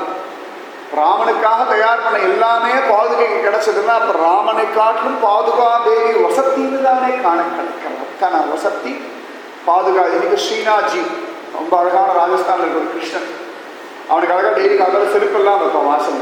அவர் மாடு மேய்க்க போகணுமா, அழகாக ஃபஸ்ட் கிளாஸாக செருப்பு. அது மாதிரி துவாரகையில் பார்க்கணும், துவாரகாநாதனுக்கு அந்த செருப்பு வைப்பான், ரொம்ப அழகாக இருக்கும். நிஜமாவே அது தங்க செருப்பெல்லாம் பண்ணி பிரபோ போட்டுக்கோ அப்படின்னு. இன்றைக்கி துவாரகாநாதன் ராத்திரியில் அவர் தூங்குறது மாதிரி தாயக்கட்டை ஆடிட்டு தான் தூங்குவார். அழகாக வெள்ளி தாயக்கட்டையெல்லாம் வச்சுட்டு சுவாமிக்கு பாலெல்லாம் வச்சுட்டு அதுக்கப்புறமா தான் எல்லாம் ஆடிட்டு அதுக்கப்புறமா தான் போவார். அந்த மாதிரி சுவாமி அனுபவிக்கிறதுல வசதி சனாதனமான ஹிந்து தர்மம். அழகாக ஜோரா அந்த பாதுகைக்கு பட்டாபிஷேகம் எல்லாம் ஆச்சு. சுவாமிக்கு சந்தோஷம். இது ஒரு அழகான ஒரு ஃபேட் டீப். சுவாமி இருக்கா மாதிரியும் ஆச்சு, இல்லாத மாதிரியும் ஆச்சு. அதாவது நிகமாந்த மகாதேசிகர் சொல்கிறார், எனக்கு ராமனே வேண்டாம், ரங்கநாத பாதுகாவே போதும். ரங்கநாத பாதுகா எனக்கு வேண்டிய எல்லாத்தையும் தரும் மணி பாதுகா. அந்த சப்தமே அத்தனை வசத்தி அப்படின்னு சொல்கிறார் பெரியவா. அழகா எல்லாரும் வந்தாச்சு. பகவான் பார்த்தான் சித்திரக்கூடத்தில். இந்த மனுஷாலாம் வந்துட்டு போயிருக்கா. நமக்கே தெரியும் ஒரு நல்ல இடம், இந்த குற்றாலம் இந்த மாதிரி எல்லாம் வனப்பிரதேசமெல்லாம் இருக்குன்னா இந்த சம்மரில் போய் பார்க்கணும். ஏண்டா குற்றாலம் போகணும், நம்மளும் குற்றாலம் அருவி மாதிரி எங்கே மனுஷ கூட்டம் வந்துட்டு போகிறதோ அந்த இடம் மோசமாக இருக்கும். அந்த காலத்துலேயும் இந்த காலம் வரைக்கும் சாஸ்வதமான ஒரு விஷயம். ஆனால் எங்கெல்லாம் மனுஷாக்கள் இதெல்லாம் மாற்றணும்னு தெரியும். நல்ல இடங்கள்லாம் போய் நாசம் பண்ணிட்டு தான் மறு வேலை பார்க்கறதுன்னு ஒரே குறிக்கோளோடு இருக்கு. அதனால் சித்திரக்கூடம் முழுக்கவே கொஞ்சம் இந்த குதிரைகள் வந்தது, யானைகள் வந்தது, இத்தனை மனுஷா வந்துட்டு போனதில் சித்திரக்கூடத்துடைய அந்த வனப்பிரதேச அழகு போயிடுத்தான். அது வரணும்னா இன்னும் பல வருஷங்கள் ஆகும். அதனால தான் பிளாஸ்டிக் உபயோகப்படுத்தாதீங்க, உபயோகம் தளவாடாக அடிச்சுக்கணும். ஏன்னா 1000 வருஷம் ஆகும் மங்கிறது. என்னடா அதெல்லாம் கதையில் சொல்லலாமான்னா, பிரவச்சனம் பண்ணுறதே தேசத்தையும் நம்மையும் லோகத்தையும் காப்பாற்றி நல்ல கதி அடையிறதுக்காகத்தான். பூமி நன்னா இருக்கிற வரைக்கும் தான், பூமியில மரம் செடி கொடி இருக்கிற வரைக்கும் தான், பூமியில ஜலம் இருக்கிற வரைக்கும் தான் நானும் உபன்யாசம் பண்ணும், நீங்களும் கேட்பு. இல்லாட்டி வயிற்று பழப்புக்காக ஓடியே ஜென்மா போகும், ஜலத்துக்காக ஓடியே டயர்டாகும். நல்லா ஞாபகம். அதனால பிளாஸ்டிக் பயங்கரமான அசுரன். 1000 வருஷம் அவன் குறைஞ்சபட்சம் மங்கிறது. அதனால இதெல்லாம் எப்படியாவது மாற்றிக்கணும், கொஞ்சம் கொஞ்சமாக மாற்றிட்டு வந்தால் தான் அடுத்த சந்ததியாவது குப்பை இல்லாமல் இருக்கும். இதெல்லாம் பண்ண வேண்டிய ஒரு மிகப்பெரிய ஒரு தர்மம் நமக்கு.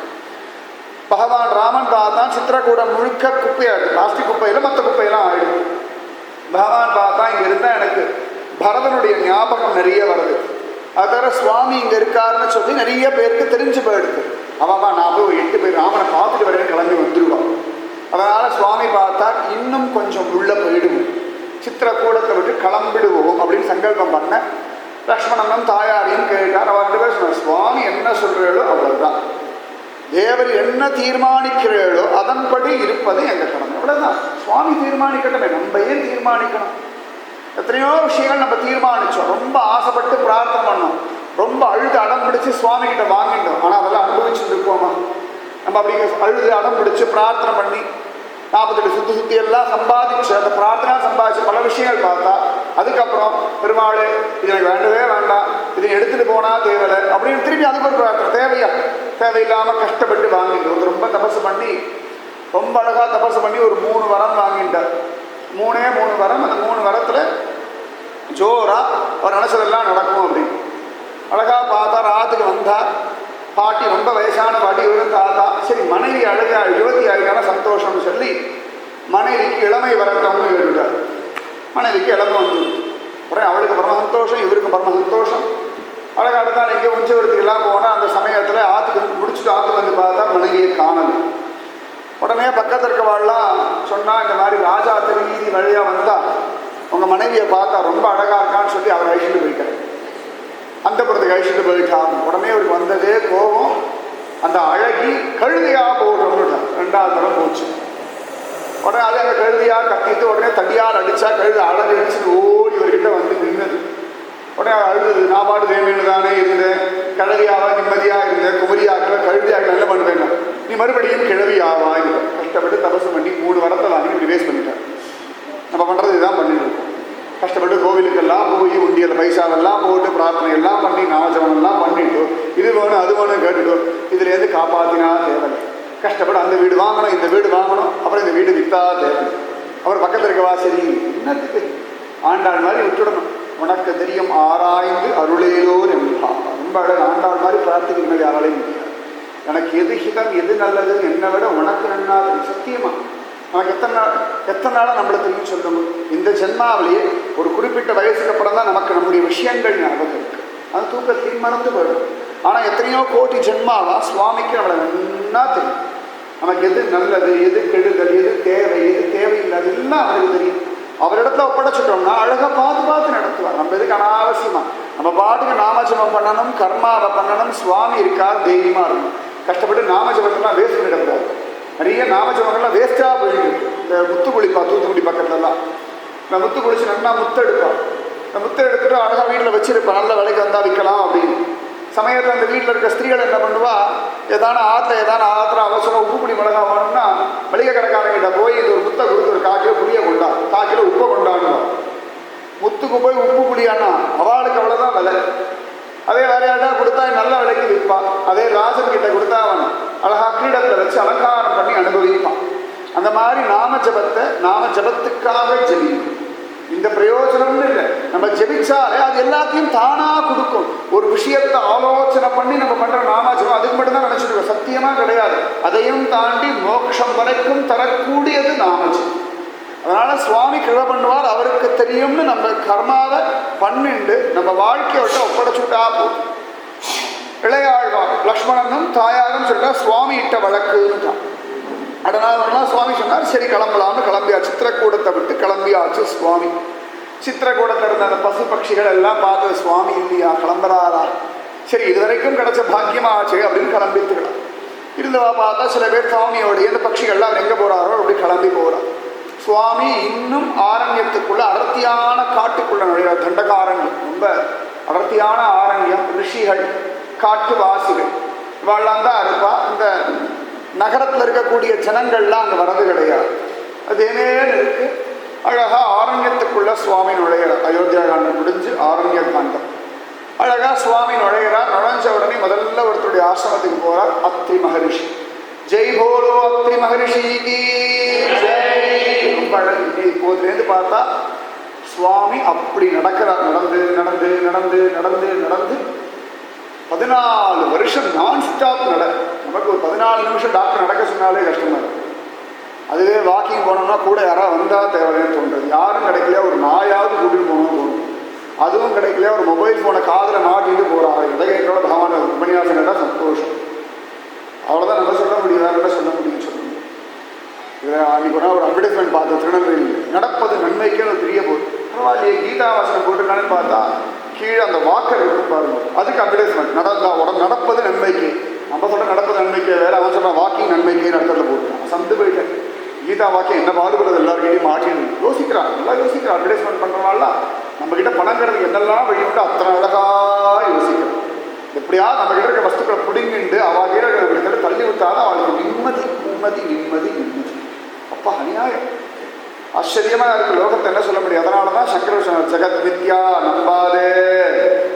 இன்னைக்கு இன்னைக்க பேசுவா, நீ வழிய வழிய பேசுவா, கடைசியில் அவன் தலையை மொட்டையடிக்க போறா. ஜாகிரத ஜாகிரத ஜாகிரத ஜாகிரத. ஜெகத் வித்யா. இவாளே ஆத்திரம் மருந்து அவ்வளோ நல்லது சயின்ஸ்ல சொன்னா ஒரு காலத்துல. இப்போ அதை மருந்து சாப்பிடாதீங்க உடம்புக்கு அவளே காரணம். இப்போ இது நல்லது அப்படின்னா இப்போ மொபைல் ஃபோன் வச்சுக்காதீங்கோ கெடுதல் அவளே சொல்றான். எது பொய்? அதனால ஜெகத் மித்யா. இது எதுவுமே பொய் இல்லை. பரபிரம்மத்தை தவிர பிரம்ம சத்தியம் ஜெகத் மித்யா. பிரம்ம ஒண்ணுதான் இங்க சத்தியம். மற்ற எல்லாம் காலத்தை அனுசரிச்சு மாற்றி மாற்றி மாற்றி பேசிட்டு இருப்பா. நம்பாதே. அதனால வேதத்தை நம்பு, பகவத் விஷயத்தை நம்பு, பகவானை நம்பு, பகவன் நாமத்தை நம்பு. மற்ற எந்த விஷயம் சாஸ்வதம் இல்லை. சங்கரர் மாதிரி யார் பேச முடியும் இனிமேல் சொல்லுங்க. நமக்கு புரியும்படியா இவ்வளவு சௌலபியமா சொல்றது வேற ஆளுன்னு அவ்வளவு அழகா சொல்லிட்டான். சுவாமி அழகா கிளம்பியாச்சு. அத்ரி மகர்ஷியுடைய ஆசிரமம் ரொம்ப விசேஷமானவர் அத்ரி மகர்ஷி. சுவாமியே மும்மூர்த்திகளே பிள்ளையா அவர் வந்திருக்கார். அப்பேற்பட்டவர் அத்ரி மகர்ஷி. தத்தாத்திரேயர் துர்வாசரிவாள்லாம் அத்ரி மகர்ஷியுடைய பிள்ளைகள் தான். மும்மூர்த்திகளே வந்தவர்கள் தான். ஜோரா அழகா அத்ரி மகர்ஷி ஆசிரமம் போன உடனே அத்ரி மகர்ஷிக்கு அவ்வளவு சந்தோஷம். ராமா வா வா வா, சுவாகத்தம் ராமா, ராரா ராரா ராமையான்றார் இல்லையா தியாகராஜ. ராரா வா வா வா வா வா ராமா வா ராமா வந்துட்டியா. அப்பாடா இந்த ஆசிரமத்துக்கு நீ என்னைக்கு வருவேன் என்னைக்கு வருவேன் என்னைக்கு வருவேன் நான் காத்துட்டு இருந்தேன். காத்துட்டு இருக்கணும். ஒவ்வொரு நாளும் சுவாமி இன்னைக்காவது வருவாரா, இன்னைக்கு நம்ம மாத்துக்கு வருவாரான்னு காத்துட்டு இருக்கணும். ஒரு காகம் கத்தி எடுத்துனா யாரோ சொந்தக்காரவனான்னு சொல்லப்படாது. இன்னைக்கு என் சுவாமி வரான் அதனாலே காகம் கத்திச்சுக்கனா. திருமங்கை ஆழ்வார் சுவாமிக்காக நிறைய பாசுரம் பாடுறார். அது ஒரு இடத்த சொல்றார். கரையாய் காக்கை பிள்ளாய் கரையாய். காக்கா நன்னா கத்து எதுக்குன்னா என் சுவாமி வரட்டும். பள்ளி கத்திட்டுனா கௌளி கத்திட்டுனா விசேஷம். உடனே ஒரு பள்ளிக்குட்டி ஒரு வார்த்தை ஓடிட்டு இருக்கு. அவர் எங்கே தங்கியிருக்காரு குடிசையில். அதை பார்த்து சொல்றார். கொட்டாய் பள்ளிக்குட்டி குடமாடி உலகளந்த மட்டார் பூங்குழல் மாதவனை வர கொட்டாய் பள்ளிக்குட்டி. பள்ளி கத்து என் சுவாமி வரட்டும் அப்படின்றார். அதே காத்தால ஆந்த உடனே கோழி கூவிடாத என் சுவாமி போயிடுவார். கோழி கூவிடாத சேவலே கூவிடாத சுவாமி போயிடுவார். ஒவ்வொரு நாளும் நம்ம காத்தால எழுந்துக்கிறதே இன்னைக்கு சுவாமியை பார்க்கணும்னு எழுதுறோம். இன்னைக்கு நான் சுவாமியை பார்த்தேன். ராத்திரி படுத்துக்கும் பொழுதே பிரபு சொப்பனத்தை காட்சி கூட இல்லாட்டி நாளை காத்தால வந்துருன்னு அப்படின்னு சொல்லிட்டு தூங்கணும். அவன் நிச்சயமா ஒரு நாள் இல்லை ஒரு நாள் வருவார். தியாகராஜருக்கு அப்படிதான் சுவாமி வர. தியாகராஜரோட அப்பா சொன்னார், ஒரு 3 கோடி ராமநாம ஜபம் பண்ணிட்டா அவனுக்கு ராம தரிசனம் கிடைக்குண்டாக்க வந்தே இல்லை. அவரும் ஜபிச்சுட்டே இருக்கார். கணக்கெல்லாம் பண்ணாம ராமா ராமா ராமா ராமா ராமா ராமா ஜபிச்சுட்டே இருக்கார். ராம ராம ராம ராம ராம ராம ராம ராம ராம ராம ராம சீதா ராம ராம ராம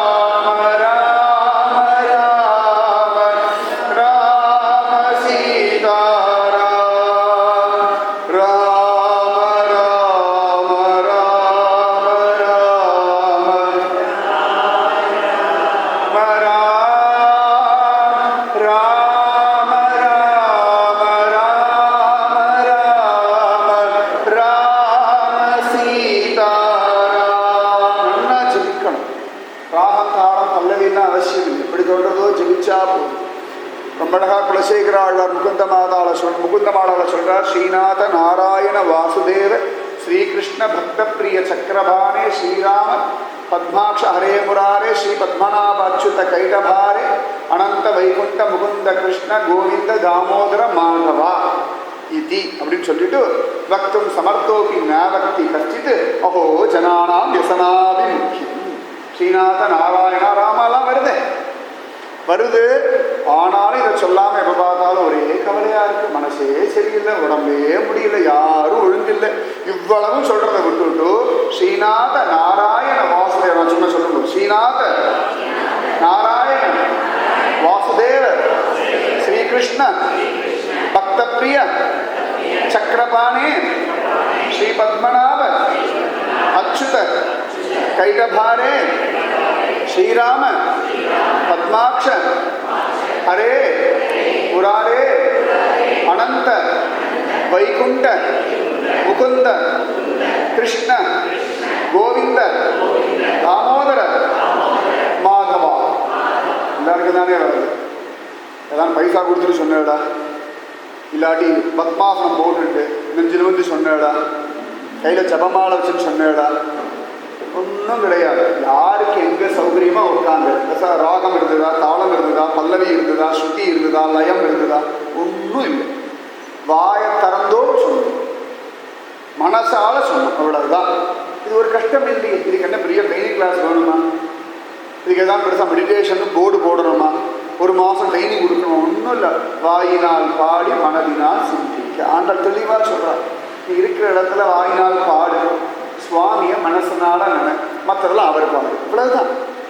அழகா அந்த மாதிரி தியாகராஜர் ஜோரா நாமஜபம் பண்றார்.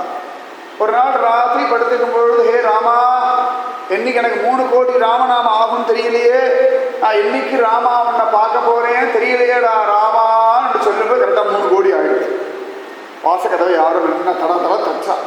யார் இவ்வளோ அவசரமா கதவை தச்சா அப்படின்னு போய் திறந்து பார்த்தா சாட்சாத் மன்மதனாக கோடி சூரிய பிரகாசனாக வைஜெயந்தி வனமாதிதாரியாக பீதாம்பரதாரியாக சீதா சமேதனாக லக்ஷ்மண சமேதனாக ஆஞ்சநேய சமேதனாக ராமச்சந்திரமூர்த்தி பல பல பல பலன்னு நிற்கிறார். தூக்கி வாரி போட தியாகராஜர் நம்பவே முடியல. ராமா, நீ எப்படி வந்தாய்? நான் 3 கோடி ஆயிடுத்து வந்தேன்டா. அதுக்குள்ளேயா 3 கோடி ஆயிடுத்துன்னு பகவான் நீ கொல்லன்ல நான் கணக்கு பண்ணிட்டு இருக்கேன்.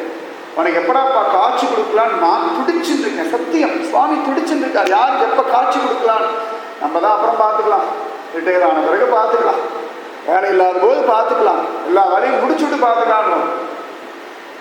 தெரியாது என்னைக்கு கிளம்ப போகிறோம்னு தெரியாது, நிச்சயம் இல்லை, நிரந்தரம் இல்லை. அதனால் கடகடன் சொல்லிட்டே இருக்கணும். ஒரு நாள் சுவாமி வந்து கிருபை பண்ணிடுவார். அந்த மாதிரி இந்த அத்திரி மகன் சொல்ற, ராமா நீ வருவேன்னு காத்துட்டு இருந்தேன்ப்பா, வந்துட்டியா. அவர் கையும் ஓடலை காலும் ஓடலை, என்ன சொல்றதுனே தெரியல, என்ன பண்றதுன்னு தெரியல. பகவானுக்கு ஒரு மரியாதை பண்ண கூட தெரியலையா. அப்புறம் அழகா வா ராமா உட்காருன்னா சொல்றோம். ராமன் சீதா மாதா 2 பேரும் சேவிக்கிறவளும் அத்திரி மகரிஷி பேர் பெற்றவர். அகிலாண்ட கோடி பிரம்மாண்ட நாயகனும் ஜெகன்மாதாவும் ஒரு ரிஷியை சேவிக்கிறான்னா பேர் பெற்ற பாக்கியம். விளையாட்டு இல்லையே, சும்மா இல்லையே, நிஜமாவே பெரிய விஷயம் தான். இன்றைக்கும் பார்க்க எத்தனையோ பெரியவாளுடைய வம்சத்தில் வந்தவா உண்டு. இன்றைக்கும் ஸ்ரீவில்லிபுத்தூர் போனோம்னா பெரியாள வம்சத்தில் வந்தவா உண்டு. அவாத்துக்கு அழகாக ஜோரா ஆண்டாளும் ரங்கமண்டாருமா வருவா, வருஷா வருஷம் வருவா. ஆற்று வாசலில் பச்சை படத்தறதுன்னு சொல்லி பச்சை காய்கறிலாம் அப்படி பரப்பி மணிபெருப்பெல்லாம் ஒன்று பண்ணேன். ஸ்ரீவில்லிபுத்தூரில் ஆண்டாலும் ரங்கமண்டாரும் அவள் ஆற்று வாசலில் வந்து இந்த மரியாதை வாங்கிட்டு போகணும். ஏன்னா அந்த வம்சத்தில் வந்தான்ற ஒரு காரணத்துக்காக இந்த பெரியாழ்வார் வீட்டு வாசலுக்கு அவள் வருவா அப்படின்னா அதுதான் சுவாமி. அந்த மாதிரி அழகாக வந்துட்டா. உடனே அத்திரி மகிழ்ச்சி பரம சந்தோஷம். ராமா நீ வந்துட்டேன்னு தெரியும், சித்திரக்கூடத்தையே செட்டில் ஆகிடணும்னு நினச்சேன், நல்ல வேலை வந்துட்டியேப்பா அப்படின்னா. இவ பேசிட்டு இருக்கும்பொழுது அழகாக ஒரு வயசான பாட்டி வரா. நன்னா வெள்ளை விளையேன்னு இருக்கா, தோழலாம் சுருங்கி போயிருக்கு, கையில் அப்படியே தடியை வச்சுட்டு அப்படி நடுங்கிட்டே வர்றாரு. வால்மீகி வர்ணிக்கிறார், நல்ல பலமான காற்றில் ஒரு வாழை மரம் ஆடுமே அனசுயா மாதா கீ ஜெய். அனசுயா அசூயை இல்லாதவள்னு அர்த்தம். அசூயை அப்படின்னா பொறாமை நமக்கு நிறைய இருக்கு. இதுக்குதான் பொறாமை வசதியே எல்லாத்துக்கும் பொறாமை. பொறாமை இருக்கிற வரைக்கும் மனசுல சமாதானம் கிடையாது. இதுக்கெல்லாம் ஒரு பொறாமை வரவே கூடாது. பொறாமை வந்தால் உடனே உடனே உடனே உடனே சுவாமி கிட்ட கொடுத்துட்டே இருக்கும். வேண்டாம் வேண்டாம் வேண்டாம் வேண்டாம் வேண்டாம் வேண்டாம் வேண்டாம் வேண்டாம். அதனால ஆண்டவர் மற்ற நம் காமங்கள் மாற்று எல்லாம் வேண்டாம் தான். மனசில் சமாதானம் வேணும் பாடுறா இல்லையா? இந்த அனசூயா தேவிக்கு துளி கூட அசூயையே கிடையாது. அழகா வந்துட்டா. அப்பா அத்ரி மகரிஷி இன்ட்ரடியூஸ் பண்ணி வைக்கிறார். ஆமா, இவள் தான் அனசூயா தேவி, என்னுடைய பாரிய பெரிய தபஸ்வி. ஆத்துக்காரர் கொண்டாடலாம் ரொம்ப பெரிய விஷயம். 10 பேர் இதுக்கு திட்டுறதுக்கு நன்னா ஆகும், முகத்தை அப்படி தூக்கி வச்சுக்க நன்னா ஆகும். என் பாரிய வசத்தின்னு சொல்றதுக்கு நிறைய பேருக்கு பிடிக்காது, நிறைய பேருக்கு சங்கோஜம், சில பேருக்கு கொண்டாடவே தெரியாது. அதுதான் ஒரு பெரிய கஷ்டம். ஏதோ ஸ்திரீகள் அப்படின்னா என்னமோ நினச்சிக்கிறான். அவளும் ஒரு ஜீவன் தான், பகவானுக்கு ரொம்ப பிரியப்பட்டவர்கள் தான். பகவான் அதை மேலே தூக்கி வச்சு கொண்டாடுறதே ஸ்திரீ வர்க்கத்தை தான் அப்படின்னு நன்னாவே காண கிடைக்கும். அழகா அத்ரி மகரிஷி சொல்ற அது ராமனிடத்துல சாதாரணமாக ஆச்சாரியாலாம் சிஷ்யால கொண்டாடக்கூடாது, அப்பா அம்மா பெரியவாக்கா குழந்தைகள் பாதுபட கொண்டாடக்கூடாதுன்னு சாப்பிடும். கொண்டாடினா ஆயுசு குறைஞ்சிடும். ஆனால் அவருக்கு அகம்பாவம் கூட அவன் இஷ்டத்துக்கு போகும், அப்போ ஆயுசு குறைஞ்சிடும். அது மாதிரி எஜமான வேலைக்காரனை கொண்டாடக்கூடாது. இந்த காலத்தில் நடக்குமா? நம்ம அவளுக்கு சோப்பு போட்டால் தான் காரியமே நடக்கும். ஆனால் சாஸ்திரம் சொல்றது அவளை கொண்டாடக்கூடாது அப்படின்னு நடக்கிறது. ஆனாலும் இந்த இடத்துல எல்லா சாஸ்திரத்தையும் மீறி அத்ரி மகரிஷி அனசூயா தேவேஸ்வரர் ரொம்ப உத்தமிப்பான், பத்திவரதேப்பான். ஒரு சந்தர்ப்பத்தில் இங்கே மழையே இல்லாமல் இருந்த அப்போ தன் தபோபலத்தினால மழையை தெரிவித்து 10 வருஷம் இந்த ஆசிரமத்திற்கு அத்தனை ஜீவர்களையும் காப்பாற்றினவள் இவள் தான். ரொம்ப பாக்கியம். நீ ஒன்று பண்ண, இந்த சீதாவை அவளோடு அனுப்பி கொஞ்ச நேரம் ஆனந்தமாக சமாதானமாக இருக்கட்டும். உடனே ராமச்சந்திர மூர்த்தியும் சீதையும் அழகாக சேவிக்கிறாள். அனசூயா தேவியை சேவிச்சுட்டா. சேவிச்சுட்டு பகவான் சொன்னா, சீதா போமா கொஞ்ச நேரம் அனசூயா மாதாவோடு. ஏன்னா சீதை மனசு ஒரு துக்கம் உட்கார்ந்து இருக்கு. கைகை இப்படிலாம் பண்ணிட்டாளே, நகையெல்லாம் கைட்டு இருக்க சொல்லிட்டாளே, அது ஒரு பாரமாக இருக்கான். இப்படி ஆத்துக்கார அனுப்பிட்டாலே வருத்தமெல்லாம் இருக்கு. அங்கேருந்து கிளம்பினதுக்கு அப்புறமா பேசி பழகிறதுக்கு ஒரு ஸ்திரீ இல்லையும், அது ஒரு துக்கம் தான். இதுவரை எல்லாம் ஆம்பளை கூட்டம், வேடுவன் அவன் வந்து பேசிட்டு இருக்கான். அப்படியே வேடுவ ஜாதி ஸ்திரீகள் பேசினாலும் எவ்வளவு இவள் ராஜகுமாரி ராஜாத்தி பெருமாளோட பேசுறான். அப்போ கூட ஒரு எல்லைக்குன்னு என்ன சொல்ல முடியும்? ஆத்துக்காரங்க சொல்ல முடியும். ஒரு சரீர உபாதை எதுவாக வேணா இருக்கணுமே. ஒரு அம்மா ஸ்தானம் அப்படின்னா அம்மா விசேஷம் தானே. அந்த வெக்கமெல்லாம் விட்டு போயிடும் இல்லையா?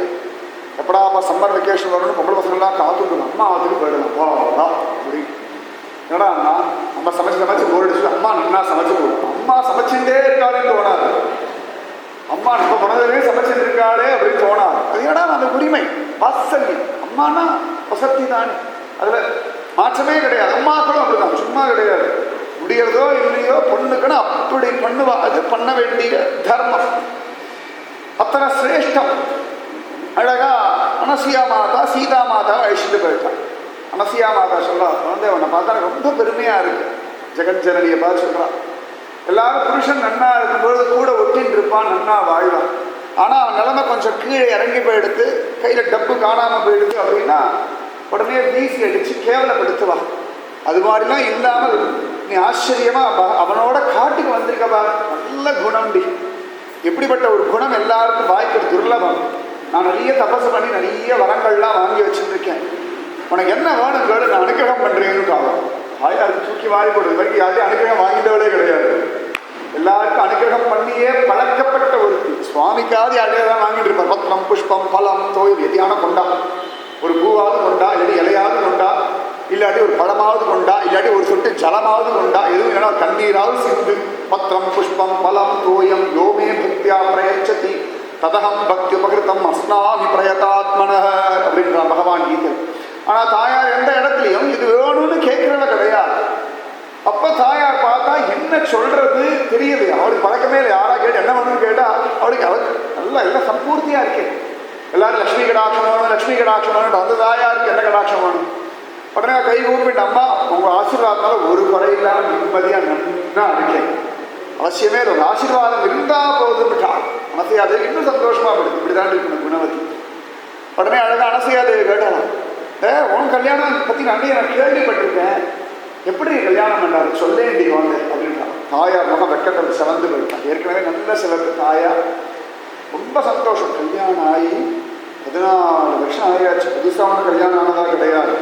கல்யாணம் ஆகி 14 வருஷம் கழிச்சு தான் காட்டுக்கே வந்திருக்கான். இப்போ அனசையாதேவி கேட்குறா, தாயார் கிட்ட நேற்று கல்யாணம் ஆகி இன்னைக்கு கேட்குற மாதிரி முகத்தில் அத்தனை ஒரு சந்தோஷம்.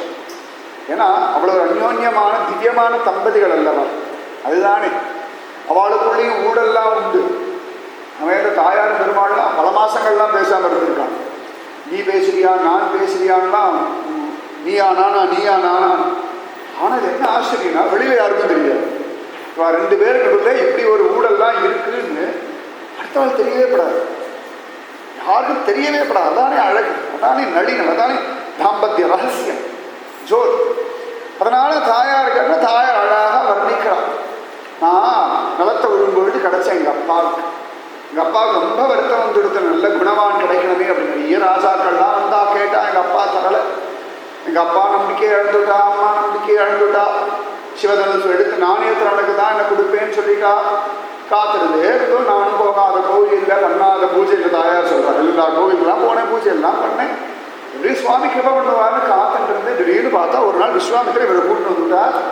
பார்த்தா தேவியேன்னு இத்தோண்டு இருந்தார். எங்கள் அம்மாலாம் கூட சந்தேகப்பட்டா, இத்தோண்டு அம்சம் கொஞ்சம் மாதிரி இருக்குது, இது எங்கத்த வில்லெல்லாம் எடுக்க போகிறது சந்தேகப்பட்டா. ஆனால் அவருக்கு இல்லை, இடத்துல வச்சா எடுத்தா நான் ஏற்றினா அது முடிஞ்சது பாருங்கோ. ஆஹா ஆஹா ஆஹா ஆஹா ஆஹா அப்படியே தாயார் வர்ணிக்கிறாளாம். அனசையாதேவி கண்ணத்தை கழிச்சு அப்படியே பார்க்குறோம். லைவாக சொல்கிற மாதிரியே இருக்கு. நாங்கள்லாம் சொல்கிறத விட தாயார் சொல்லணும். அவாவா கல்யாணம் எப்படின்னு அவாவா தானே சொல்லணும். அந்த பாக்கியம் அனசூயாதேவிக்கு மட்டும்தான் கிடைச்சது. தாயார் உபன்யாசம் எங்கே கிடைக்கும்? எல்லாருமே பெருமாள் உடம்புடன் பேசிகிட்டே இருப்பார். திருக்குறுங்குடி வைபவம் முழுக்கவே அழகா சுந்தர பரிபூர்ணி வராகமூர்த்தி ஜோரா தாயாருக்கு சொல்கிற உபன்யாசம் தான். இங்கே தாயார் உபன்யாசம் சந்தியா வேலையில் உட்காந்துன்னு அழகா சொல்ல அனசூயாதேவிக்கு ஒரே சந்தோஷம். இறுக்கி கட்டி பிடிச்சிட்டார். சமத்திரிக்கு வந்தார் ஜோர். அதுக்குள்ளே அவள் பேசிட்டு இருக்கிறதுக்குள்ள சாயங்காலம் ஆகிடுதான். அது ஸ்திரீகள் அப்படி தான். அவள் பேச ஆரம்பித்தா நான் அது பொழுது நேரம் எல்லாம் ஒன்றும் தெரியாது. அது அப்படி தான் ஆண்டாளருக்கு எல்லாருமே சொல்கிறோம். நாங்கள் ஜாஸ்தியாகவே சொல்கிறோம். சாஸ்திரம் சொன்னதை வேதம் சொன்னதை அதான் சொல்லிடு. அழகா ஆகிட்டு உடனே அனசூயாதேவி சொன்னாலாம், வந்து உனக்கு ஏதாவது எனக்கு கொடுக்கணும்னு தோன்றதுன்னு சொல்லி நிறைய புடவை, நகை, அழகான சுகந்தமான மாலை, அற்புதமான சுகந்தமான திவ்யமான சந்தனம் எல்லாம் கொடுத்தாள். இதெல்லாம் ரொம்ப நாளாக பெட்டியில் பூட்டி வச்சுருந்தாலாம். ஒரு நாள் தத்தாத்திரேயர் கூப்பிட்டு குழந்தை கல்யாணம் பண்ணி போடா, இதெல்லாம் மருமகளுக்கு கொடுத்து அவளுக்கு போட்டு பார்த்து அலங்காரம் பண்ணண்டா, இதெல்லாம் சீதனண்டா, வம்சமாக வர சீதனண்டா. அப்போ தத்தாத்திரேயர் சிரிச்சாராம், அனாவசியமாக என்னை கொண்டு சம்சாரத்தெல்லாம் தள்ளிடாத, நான் பாட்டுக்கு ஜாலியாக அப்படி சுற்றிட்டு நினச்சிட்டு இருக்கேன். அதனால் உன் பிள்ளைக்கெல்லாம் கல்யாணம் பண்ண ஆசைப்படாத, இப்படியே இதெல்லாம் பத்திரமா வச்சுக்கோ. பின்னாடி ராமன்ற ஒரு பிள்ளை வருவான், சீதான்னு ஒரு மாட்டு பொண்ணு வருவான், எல்லாம் அவளுக்கு கொடுத்துட்டான். உடனே அதுக்காகவே காத்துட்டு தான் நீங்கள் சீதா வந்தாலும் எல்லாம் கொடுக்குறா. சீதா வேண்டாம் வேண்டாம்னாலும் எவ்வளோ மாலையை போட்டுவிட்டா, சந்தனம் எல்லாம் பூசி விட்டுவிட்டா. திவ்யமான மாலை வாடவே வாடாது. நல்லா அலங்காரம் பண்ணிட்டாளா. தாயார் முடியெல்லாம் பின்னி விட்டாளா. தன்னிலேயே புஷ்பம் சாத்திட்டாளா. தாயார் நெஞ்சில் லேசாக எடுத்தான். பெத்த அம்மாவை பார்க்காம அப்பாடா அப்படின்னு ரொம்ப அழகா பெண் பிள்ளை திருக்கோடு பெண் பிள்ளை சொல்றா. தாய்க்கோலம் செய்தேனோ அனசூயையை போலே. ஒரு அம்மா மாதிரி ஒரு அம்மாவுக்கு எப்போவுமே குழந்தைகள் எங்கேயாவது வெளியூரில் இருக்கா, வெளிநாட்டில் இருக்கா, எப்போயாவது அம்மா வந்து வரா அப்படின்னா நிறைய குழந்தை இழைச்சி போயிட்டீங்க. அது ஏற்கனவே இப்படி தான் இருக்கும். ஆனால் அம்மா சில இழைச்சி போயிட்டேடி, லேசாக கருத்து போயிட்டு, அது ஏற்கனவே காக்க கொஞ்சம் தான் இருக்கும். ஆனால் தாய் மனசு அப்படியே இருக்கும். அவளுக்கு ஏற்கனவே ஒரு ஜான் கூந்தல் தான் இருக்கும். அம்மா சில எவ்வளோ நீளமாக எவ்வளோ அடர்த்தியாக ஒரு கூந்தல் இருக்குது, எல்லாம் கொட்டி போயிட்டே அப்படின்னு. அந்த மாதிரியா இந்த அனசூயா தாயாரை பார்த்து பார்த்து அலங்காரம் பண்ணிட்டா. கிடைச்ச ஒரு சந்தர்ப்பத்தில் ஜெகஜனனி ஜெகன்மாதாவுக்கே அம்மா ஸ்தானத்தில் இருந்து ஒரு அலங்காரம் பண்ற பாக்கியம் கிடைச்சிடுத்து. திருக்கோடு பெண் பிள்ளை ராமானுஜத்தை சொல்றான். அந்த மாதிரி ஒரு நாளாவது நான் குமுதவல்லி தாயாருக்கு இல்லாட்டி கோளூர்வள்ளி தாயாருக்கு ஏதான ஒரு அலங்காரம் பண்ணேன்னா சுவாமி, என்ன அலங்காரம் பண்ணதானே எனக்கு தோணித்து. நான் திருக்கோளூர் பெண் பெருமாளுக்கும் அலங்காரம் பண்ணலை, என்ன போய் திருக்கோளூர் விட்டுட்டு போகாதேன்னு சொல்கிறேன் சுவாமி. அடியாள் மயல் குழுக்க மொசல் குழுக்க எங்கிருந்தாலும் ஒன்று தான், பரப்பில் இருந்தாலும் ஒன்று தான், வயலில் இருந்தாலும் ஒன்று தான்னு சொல்லிட்டு கிடந்தான். அந்த மாதிரி அனசூயாதேவி அழகாக தாயாருக்கு அலங்காரம் எல்லாம் பண்ணிட்டு ராமச்சந்திரன் மூட்டிட்டு அழிச்சுட்டு வரா. ராமன் பார்த்தா அசந்து போயிட்டா. கல்யாணம் ஆணைக்கு இருந்த மாதிரியே இருக்கான் தாயார். என்னடி இது, நான் வேண்டாம் வேண்டாம்னு சொன்னேன், அம்மா தான் எல்லாம் கொடுத்துட்டான், வாங்கிக்கோ தப்பே கிடையாதுன்ட்டா. அன்னிலே தாயார் அதை போட்டுட்டே சுற்றிட்டு இருந்தான். அப்படி மாலை எடுத்தா ரொம்ப முகந்து பாருங்க, பெருமாள் ஒரு தடவை எனக்கு மாலை எனக்குன்னு கொடுத்து உங்களுக்கு கிடையாது. அதுக்கப்புறம் தாயார் பட்டாபிஷேகம்லாம் ஆன பிறகு கூட தாயாரோட தோழிகள்லாம் அலங்காரம் பண்ணுறாங்களாம் தாயாருக்கு. அப்போ தாயார்கிட்ட கேட்குறா எப்படி இருக்குன்னு. என்னதான் இருந்தாலும் அன்றைக்கி அனசூயா மாதா அலங்காரம் பண்ணா போல இல்லை, அவ்வளோ அழகாக பண்ணா, பார்த்து பார்த்து எனக்கு எப்படி முடி வாரணா பிடிக்குமோ அப்படியெல்லாம் பண்ணிவிட்டா அனசூயா மாதா மாதிரி வராதுன்னு சொன்னார். அழகா ராத்திரி தங்கின அனசூயா தேவியோடவே தங்கின பெருமாளும் தாயார் எல்லாரும் தங்கினார்கள். கொஞ்ச நாள் அழகா அத்ரி மகரிஷியோடு இருந்தார்கள். அவர் கடைக்கிரகம் எல்லாம் பண்ணார்கள். உடனே அழகா சில ரிஷிகள்லாம் வந்தா, பிரபு எங்கள் ஆசிரமத்துக்கெல்லாம் கூட வரலாம்ப்பா, நாங்கள்லாம் அத்ரி மகரிஷி அளவுக்கு பெரிய தபோதனர்கள் கிடையாது, ஆனாலும் நீ வந்தா சூக்கியமா இருக்கும். சரி வரையிட்டாரா சுவாமி. வால்மீகி மகரிஷி வர்ணிக்கிறார். சிலருடைய ஆசிரமத்தில் 1 வருஷம் இருந்தாங்க, சிலருடைய ஆசிரமத்தில் 4 மாதம், சிலருடைய 3 மாதம், சிலர் ஆசிரமத்தில் 1 வாரம், சில ஆசிரமத்தில் 10 நாள், சிலர் ஆசிரமத்தில் 1 நாள். இப்போ 1 நாள் கம்மியாருன்னா அவள் குறைச்சவான் அதிகாரம் அர்த்தம் இல்லை. இவாளுக்கு இவ்வளோதான் தாங்க முடியும்னு ஒன்று இருக்கு. சுவாமியை நம்ம எவ்வளவு தாங்க முடியும்னு ஒரு கெப்பாசிட்டி இருக்கு இல்லையா. ஃபஸ்ட் கிளாஸாகவே இருக்கட்டுமே, சாப்பாடு ரொம்ப நல்லா இருக்கட்டும், எவ்வளவு தூரம் சாப்பிட முடியும், பசி இருக்கிற அளவுக்கு தானே. அவளுடைய பசி மாறுபடும். எல்லாரும் ஹோட்டலுக்கு போவோம், இல்லாட்டி எல்லாரும் ஒரு கல்யாண மண்டபத்துக்கு போகிறோம். குழந்தைக்கு ஒரு இலை வைப்பார், 2 வயசு குழந்தைக்கு அதை விட ஹைட்டு பெருசாக ஒரு இலையை வைப்பார். அது பார்த்தா 1.25 முழம் இருக்கா, இலையை அளந்தா 1.5 முழம் இருக்கும். அவ்வளவும் ஒரு பரிமாறுவா. ஆனால் அதுக்கு என்ன வேணுமோ, அது சிப்ஸு அப்பளம் வடை இது மட்டும் சாப்பிட்டு அது பாடி இறங்கி ஓடிப்போம். அதுக்கு இவ்வளோதான் முடியும். எல்லாமே நன்னாத்தான் இருக்கு, குறை கிடையாது, அதுக்கு இவ்வளோதானே முடியும். அதுபோல பக்தியில நம்முடைய தாபம் எவ்வளவோ அவ்வளவு தூரம் சுவாமி அனுபவிக்க முடியும். அவள் அனுபவிக்கிற மாதிரி என்னால் அனுபவிக்க முடியலையேன்னு வருத்தப்படக்கூடாது. கம்பேர் பண்ணி பார்க்க கூடாது. கம்பேர் பண்ணி பார்த்தா இருக்கிற பக்தியும் போதும். ஏன்னா அவளை பார்க்கணும், சுவாமியை விட்டுட்டு அவளுக்கு அவ்வளோ அனுகிரகம் பண்ணாருன்னா, யானைக்கு என்ன உண்டோ அதை கொடுப்பார், குதிரைக்கு என்ன உண்டோ அதை கொடுப்பார், ஆட்டுக்கு என்ன உண்டோ அதை கொடுப்பார். யானை தீனியை எறும்பு சாப்பிடணும்னு நினைக்கிறதே பாவம்.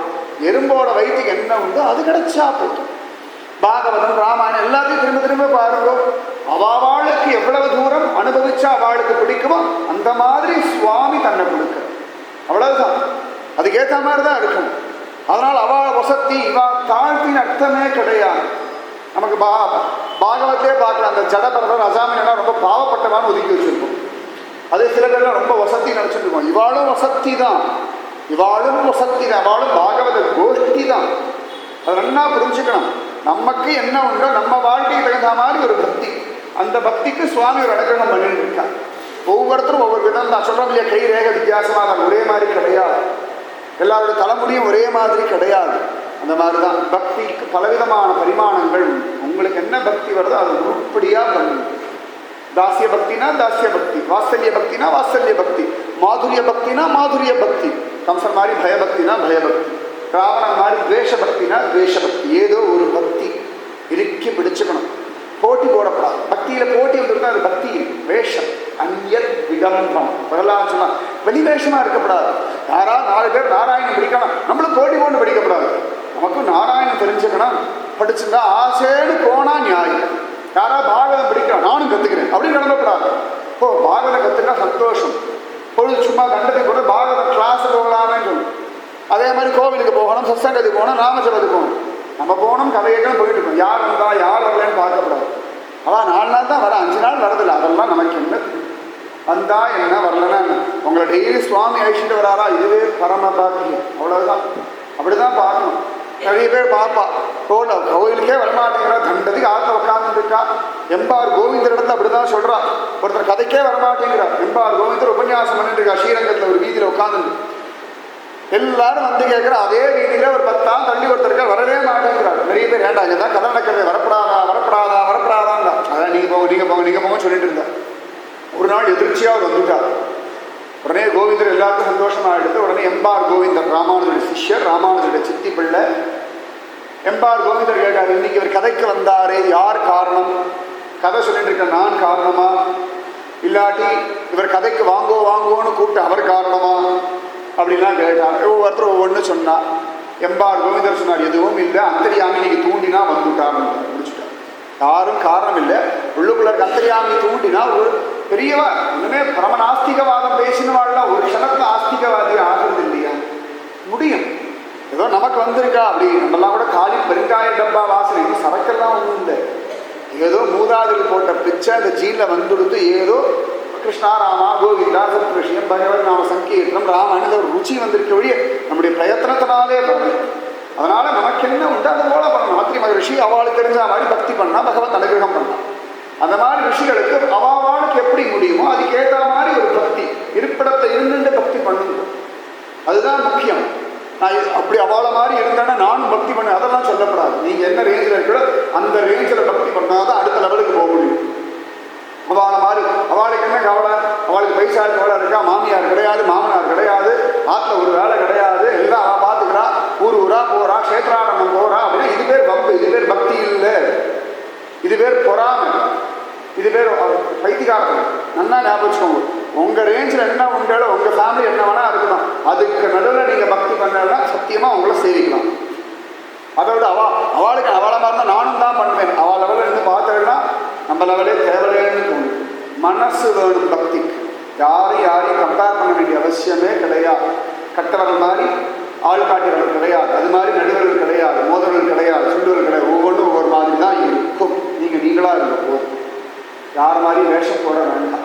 நீங்களா இருந்து பக்தி பண்ணவே வந்தா இதுக்கே சுவாமி ஓடி வந்து கிருபை பண்ணுவார். தியாகராஜர் பண்ண பக்தி வேற தான், பத்ராசர ராமதாசுடைய பக்தி வேற தான்.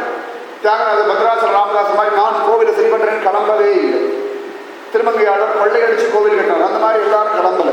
அவாளுக்கு எப்படி உண்டோ அப்படி பண்ணிட்டு வந்தாலே போதும் பக்தி, அது கிருபை நடக்கும். அதை விட்டு தேவையில்லாம கம்பேர் பண்ணலாம் வேண்டியிருக்கிறார். இந்த ரிஷிகள் சந்தோஷப்பட்டா.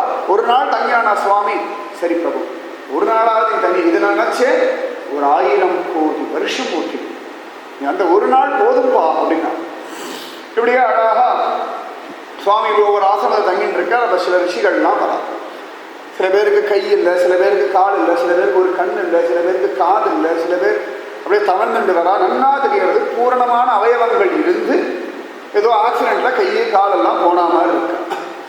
இப்போ பகவான் பார்த்தா என்னது இது, எல்லாரும் அங்கஹீனமா இருக்கேளு, என்னது இது அப்படின்னு.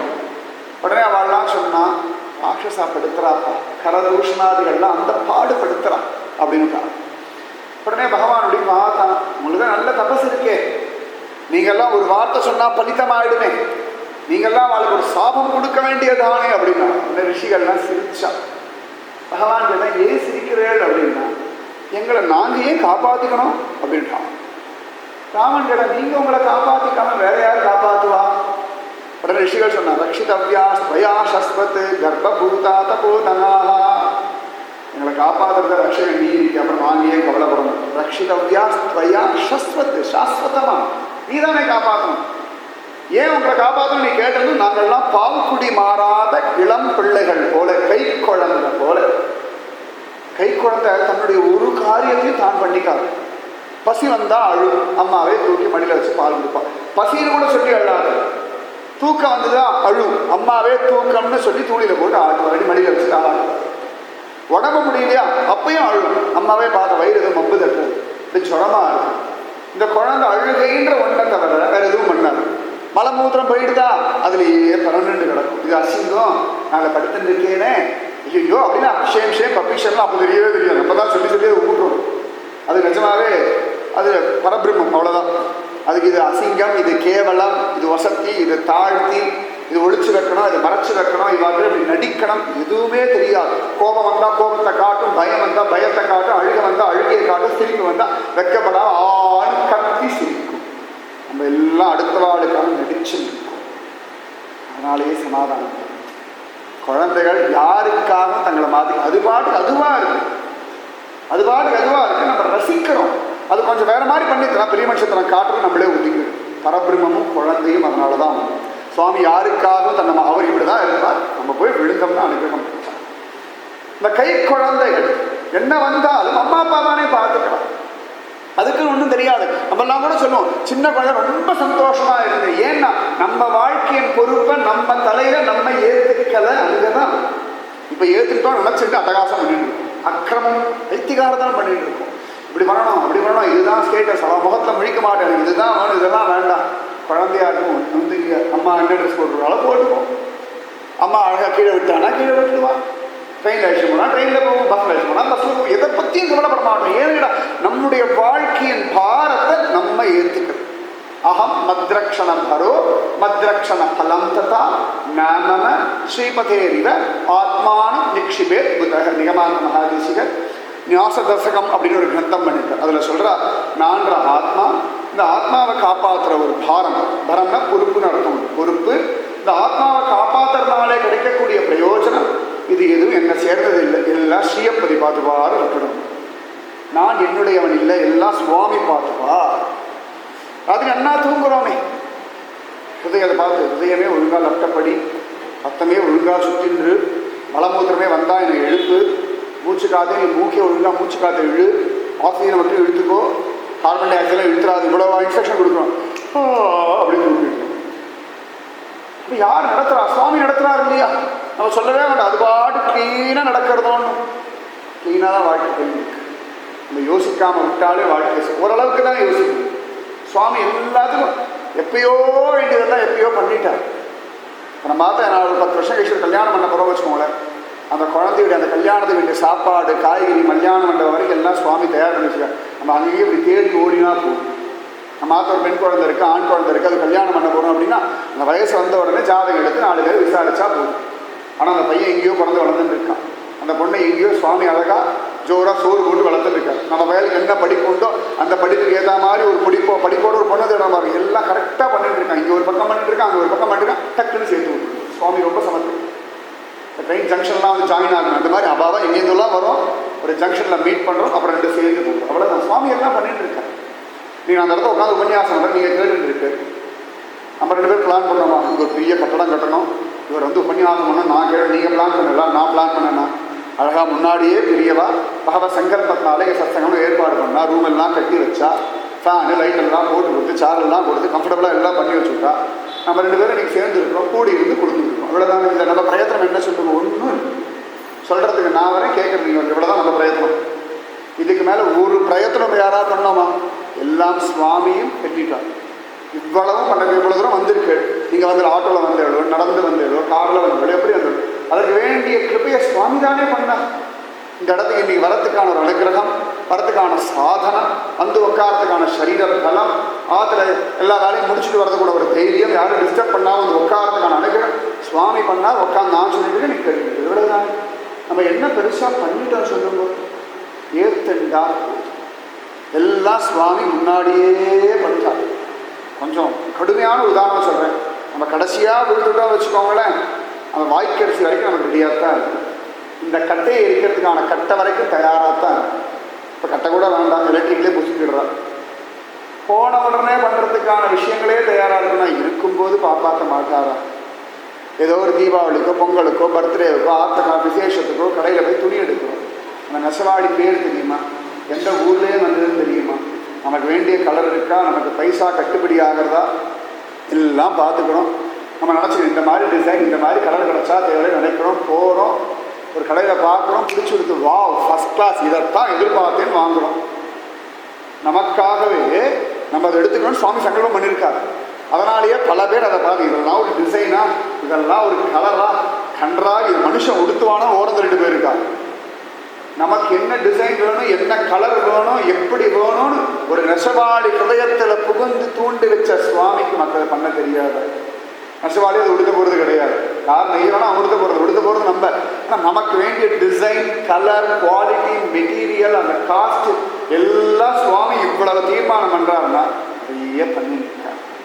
நம்ம ஜாலியாக இருந்தா மா சுச்ச வருந்தாதே, அந்த தைரியம் பகவான் நடத்துவான்னு இருக்கா. அதனால அந்த ரிஷிகள் சொல்றாங்க, நாங்கள் ஏன்பா எங்களை காப்பாற்றிக்கணும்? ரட்சிதவ்யா ஸ்வயா சஸ்வத் கர்ப்பபூதா தபோதனாக, நாங்கள்லாம் பால் குடி மாறாத கை குழந்தைகள், தாயார் அனுகிரகத்தையே நம்பி அதனால மட்டுமே ஜீவிக்கக்கூடிய ஒரு ஜந்துக்கள். ஜந்து நாம் நர துர்லப. சங்கர் நம்மளெல்லாம் ஜந்து கூட தான் வச்சிருக்காரு, பெருசாலாம் கொண்டாடல. அதெல்லாம் வால் இருக்கிற ஜந்து, 4 கால் இருக்கிற ஜந்து, இது 2 கால் வால் இல்லாத ஜந்து, இவ்வளோதான் வச்சிருக்காரு ஜந்து அப்படின்ட்டு. சுவாமி எல்லாம் பண்ணிட்டு இருக்கார், எல்லாம் பண்ணிட்டு இருக்கார்.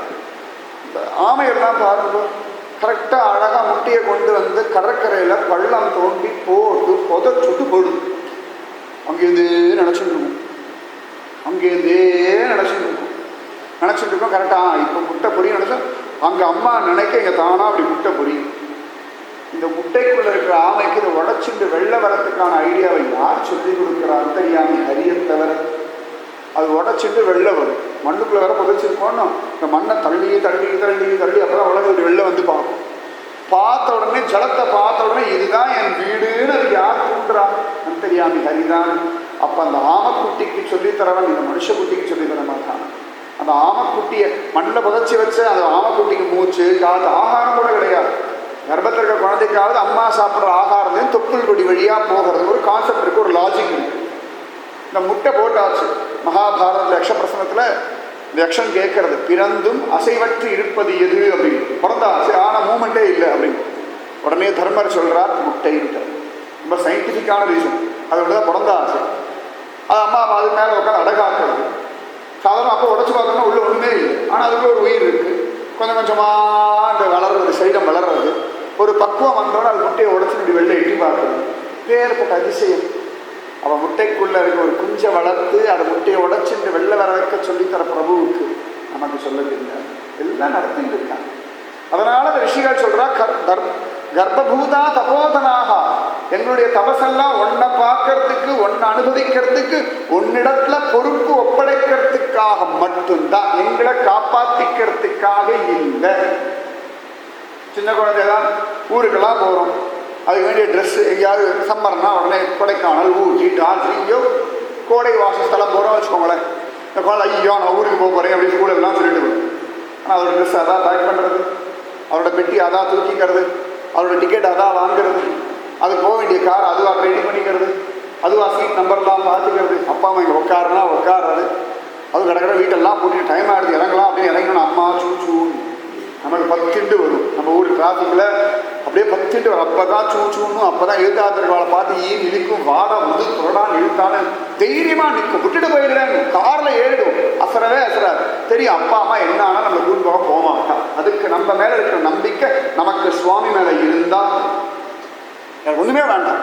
அந்த குழந்தைகளுக்கு அப்பா அம்மா மேலே, அம்மா இது சாப்பிடுன்றாள், அம்மா இது விஷமான்னு கேட்கறதா இல்லையே, அது ருச்சியை பார்க்கறவையே, அம்மா விஷம் கலந்துருப்படம் ஒரு நாள் யோசிக்கிறதா இல்லையே. அப்பா அப்படி தூக்கி போட்டு பிடிக்கும், ஐயோ அப்பா கூப்பிட்டாருன்னா கீழே விழுந்துடனே மண்டை உடையும் யோசிக்கிறதா இல்லையே. என்ன நம்பிக்கை? அதுபோல ஒரு துளி அன்கண்டிஷனல் நிபந்தனைகளற்ற நம்பிக்கை சுவாமி. எந்த நம்பிக்கை உட்கார்ந்து இருக்கோம் சேர்ல, நல்லா இருக்கும், பயப்படாது சொல்றேன். என்ன தைரியத்தில் உட்கார்ந்து இருக்கோம், சீலிங் என்ன தைரியத்தில் உட்காந்து ஃபேனு கீழே ஒரு போல்டு ஒரு நட்டு தானே ஃபேன் பிடிச்சிட்டு, ஒரு சின்ன ஆங்கிள் தான், ஒரு சின்ன ஒரு ஆணி தான். இது மேலே வைக்கிற நம்பிக்கை சுவாமி மேலே வைக்க முடியாது. அச்சேதனத்தில் எத்தான நம்பிக்கை ஈஸ்வரன் இடத்துல வைக்கிறதா ஒரு கஷ்டம். சுவாமி காப்பாற்றுவா. எத்தனையோ இடங்கள் அட்வான்ஸ் பே, இப்போலாம் ஃப்ளாட் கட்டணும்னா முதல்ல 10 லட்சத்தை கொண்டா, 20 லட்சத்தை கொண்டா, 20% முதல்லையே கட்டுன்ற. அவன் இருக்க போகிறானா, நம்ம இருக்க போகிறவன் ஒன்றும் தெரியாது. கட்டிட ஆடு காத்துன்னு கிடக்குறவன் 2 வருஷத்தில் கட்டிடுவோம், 3 வருஷத்தில் கட்டிடுவோம். 3வது மாடி, 4வது மாடி, 8வது மாடி, 8 மாடி 7 மாடி வந்தாச்சு. கேட்டா பில்லரை தான் போட்டிருக்கான், இன்னும் செவரே கட்டல. செவரு கட்டினா அதுக்கு அவ்வளோ. ஆனால் அவன் மேலே அவ்வளோ நம்பிக்கை வைக்க முடியுமா? சுவாமி வைக்க முடியாது. எத்தனை பெரிய பெரிய கம்பெனின்ற இன்டர்வியூ போனான்றோம், இன்ஃபோசிஸ்ன்றோம், அது இதுன்றோம், டாட்டா டிசிஎஸ்ன்னு என்ன போலாம் சொல்கிறோம். ஒரு அப்பாயின்மெண்ட் ஆர்டர் ஒரு பேப்பரை கொடுத்துட்டா என் பிள்ளைக்கு வேலை கிடச்சிடுது, கை நிறைய சம்பாதி வேலைக்கே போகல. இந்த ஒத்த பேப்பருக்கு எவ்வளோ நம்பிக்கை அந்த டிசிஎஸ் மேலே. டிசிஎஸ் பொதுவாக சொல்லணும், டிசிஎஸ் எனக்கு ஒன்றும் கோபம்லாம் கிடையாது. டிசிஎஸ், விப்ரோ, சத்யம், இன்ஃபோசிஸ் என்னமோ உண்டு, எல்லா வச்சுக்கோங்க. இவ்வளவு நாள் நம்ப முடியும் அப்படின்னு, அல்ப மனுஷால நம்ப முடியும் அப்படின்னா, இவா சொல்ற ஒரு பேப்பரை நம்ப முடியும்னா சுவாமியை நம்ப முடியும். அதனால அந்த ரிஷிகள் சொன்னா கர்ப்பபூதா தபோதனாகா, எங்களை காப்பாற்ற வேண்டிய தர்மம் உனக்கு இருக்கேப்பா. நீ தர்மவான் இல்லே வச்சுக்கே நான் பயப்படணும். நீ ஒருவேளை அதர்மவான், நீ கருணை இல்லை, உனக்கு கருணை கிடையாது, எங்க மேல அக்கறை இல்லை, எங்க மேல பிரீதி இல்லை அப்படின்னா நான் வருத்தப்பட்டா பயப்பட்டா நியாயம். உனக்கு தான் எல்லாம் இருக்கேப்பா, உனக்கு தான் எல்லாம் தெரியும். நீ சர்வஜனாச்ச ஞானா சக்தி பலைஸ்வரிய வீரிய தேச சத்குணங்களை தான் பகம்னா 6. அந்த 6 குணங்கள் இருக்கிறதா பகவான் அப்படின்னு சொல்லுவோம். நல்ல ஞானம் உண்டு, நடந்தது நடக்கிறது நடக்க போகிறது எல்லாம் தெரியும். சக்தி உண்டு, எல்லாத்தையும் நடத்தி வைக்கக்கூடிய சக்தி உண்டு. நல்ல பலம் உண்டு, எல்லாத்தையும் மாற்றக்கூடிய பலம் உண்டு, எல்லாருக்கும் கொடுத்தாலும் குறையாத ஐஸ்வர்யம் உண்டு, நல்ல வீரியம் உண்டு, எல்லாத்தையும் அடக்கக்கூடிய வீரியம் உண்டு, எல்லாத்தையும் ஆக்கர்ஷிக்கக்கூடிய தேஜஸ் உண்டு. ஞானா சக்தி பலைஸ்வர்ய வீரிய தேஜஸ். ஞானம் சக்தி பலம் ஐஸ்வர்யம் வீரியம் தேஜஸ் இது இல்லாதபடி சௌலபியம் சௌசீல்யம் எல்லாரும் பர்ஃபெக்ட், குறை ஒன்றும் இல்லாத கோவிந்தா. அப்புறம் ஏன் நம்பதுக்கு என்ன கஷ்டம்? ஏன் நம்ப வேண்டாம்? நிம்மதியா இருக்கலாம், ஹாயா இருக்கலாம். ஹாயா விவேகானந்தர் அதனாலதான் தைரியமா கலந்து போனார். 10 பைசா அவர்கிட்ட கிடையாது.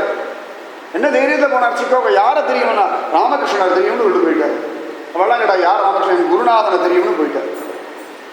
போகும்பொழுது அவ்வளவு அழகா எல்லாரும் அவருக்காக டிக்கெட் வாங்கி கொடுத்தார். ஒரு பெரிய ஆச்சாரியர், விவேகானந்த பீரியடுக்கு அப்புறம் அவர் வந்த ஒரு ஆச்சாரியர், 1950களில் வந்த ஒரு ஆச்சாரியர். அவர் விவேகானந்த மாதிரியே வெளிநாடுகள்லாம் போய் பகவத் விஷயம் இந்து தர்மத்துடைய பிரபாவத்தெல்லாம் பேசிட்டு இருந்தார். அழகாக எல்லாம் சொன்னார். நிறைய பேருக்கு அது ரொம்ப பிடிச்சது. நல்லா நிறைய பேர் அவர் குருவாக ஏற்றுட்டார். ஒரு சிட்டியில் அவர் அங்கே போன காரியம் முடிஞ்சு கொடுத்து, இவ்வளோ நாள் இத்தனை விஷயங்கள் இவ்வளோ நேரம் பண்ணணும்னு பகவத் சங்கல்பம் உண்டு இல்லையா? பெரியவாலாம் அப்படிதான். பகவான் இவ்வளோ காரியம் சங்கல்பம் பண்ணி வச்சிருக்காங்கன்னா தானாக அதை நடத்தினா அவள் கிளம்பிடுவான். 2 நிமிஷம் இது ஒரு விஷயம் சொல்லுங்க.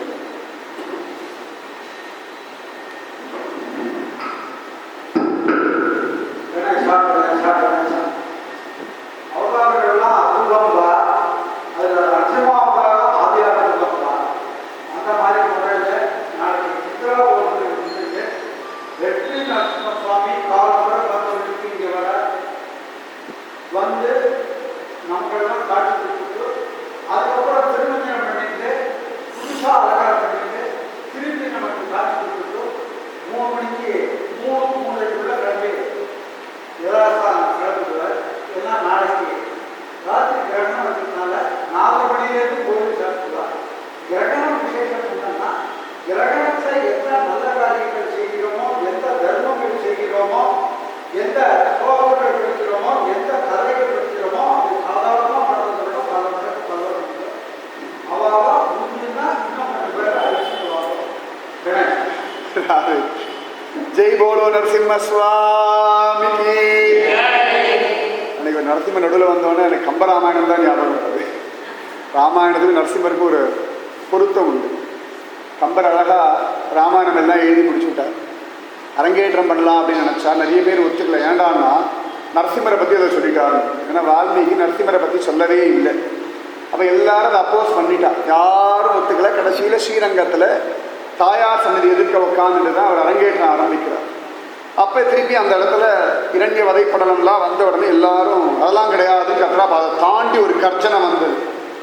அந்த கர்ஜனை வந்தோடனே எல்லாரும் நடுங்கினா பார்த்தா அந்த மேட்டழகிய சிங்கம் கர்ஜனை பண்ணி ராமாயணம் நல்லா இருக்கு நான் ஒத்துனுட்டேன்னு. அதுக்கப்புறமா தான் கம்பராமாயணத்துக்கு ஒரு ஏற்றம். அந்த மாதிரி அடியேன்னு சொல்கிற ராமாயணத்துக்கு ஒரு ஏற்றம் நீ நரசிம்ம சுவாமி நடுவில் வந்து கூப்பிட்டார். சத்தியம் இதான் எதிர்ச்சையாங்கிறது. அவர் என்ன சொல்கிறதோ எனக்கு தெரியாது. ஏன் திடீர்னு மைக்க பிடிங்கி கேட்கறது எனக்கு புரியுது.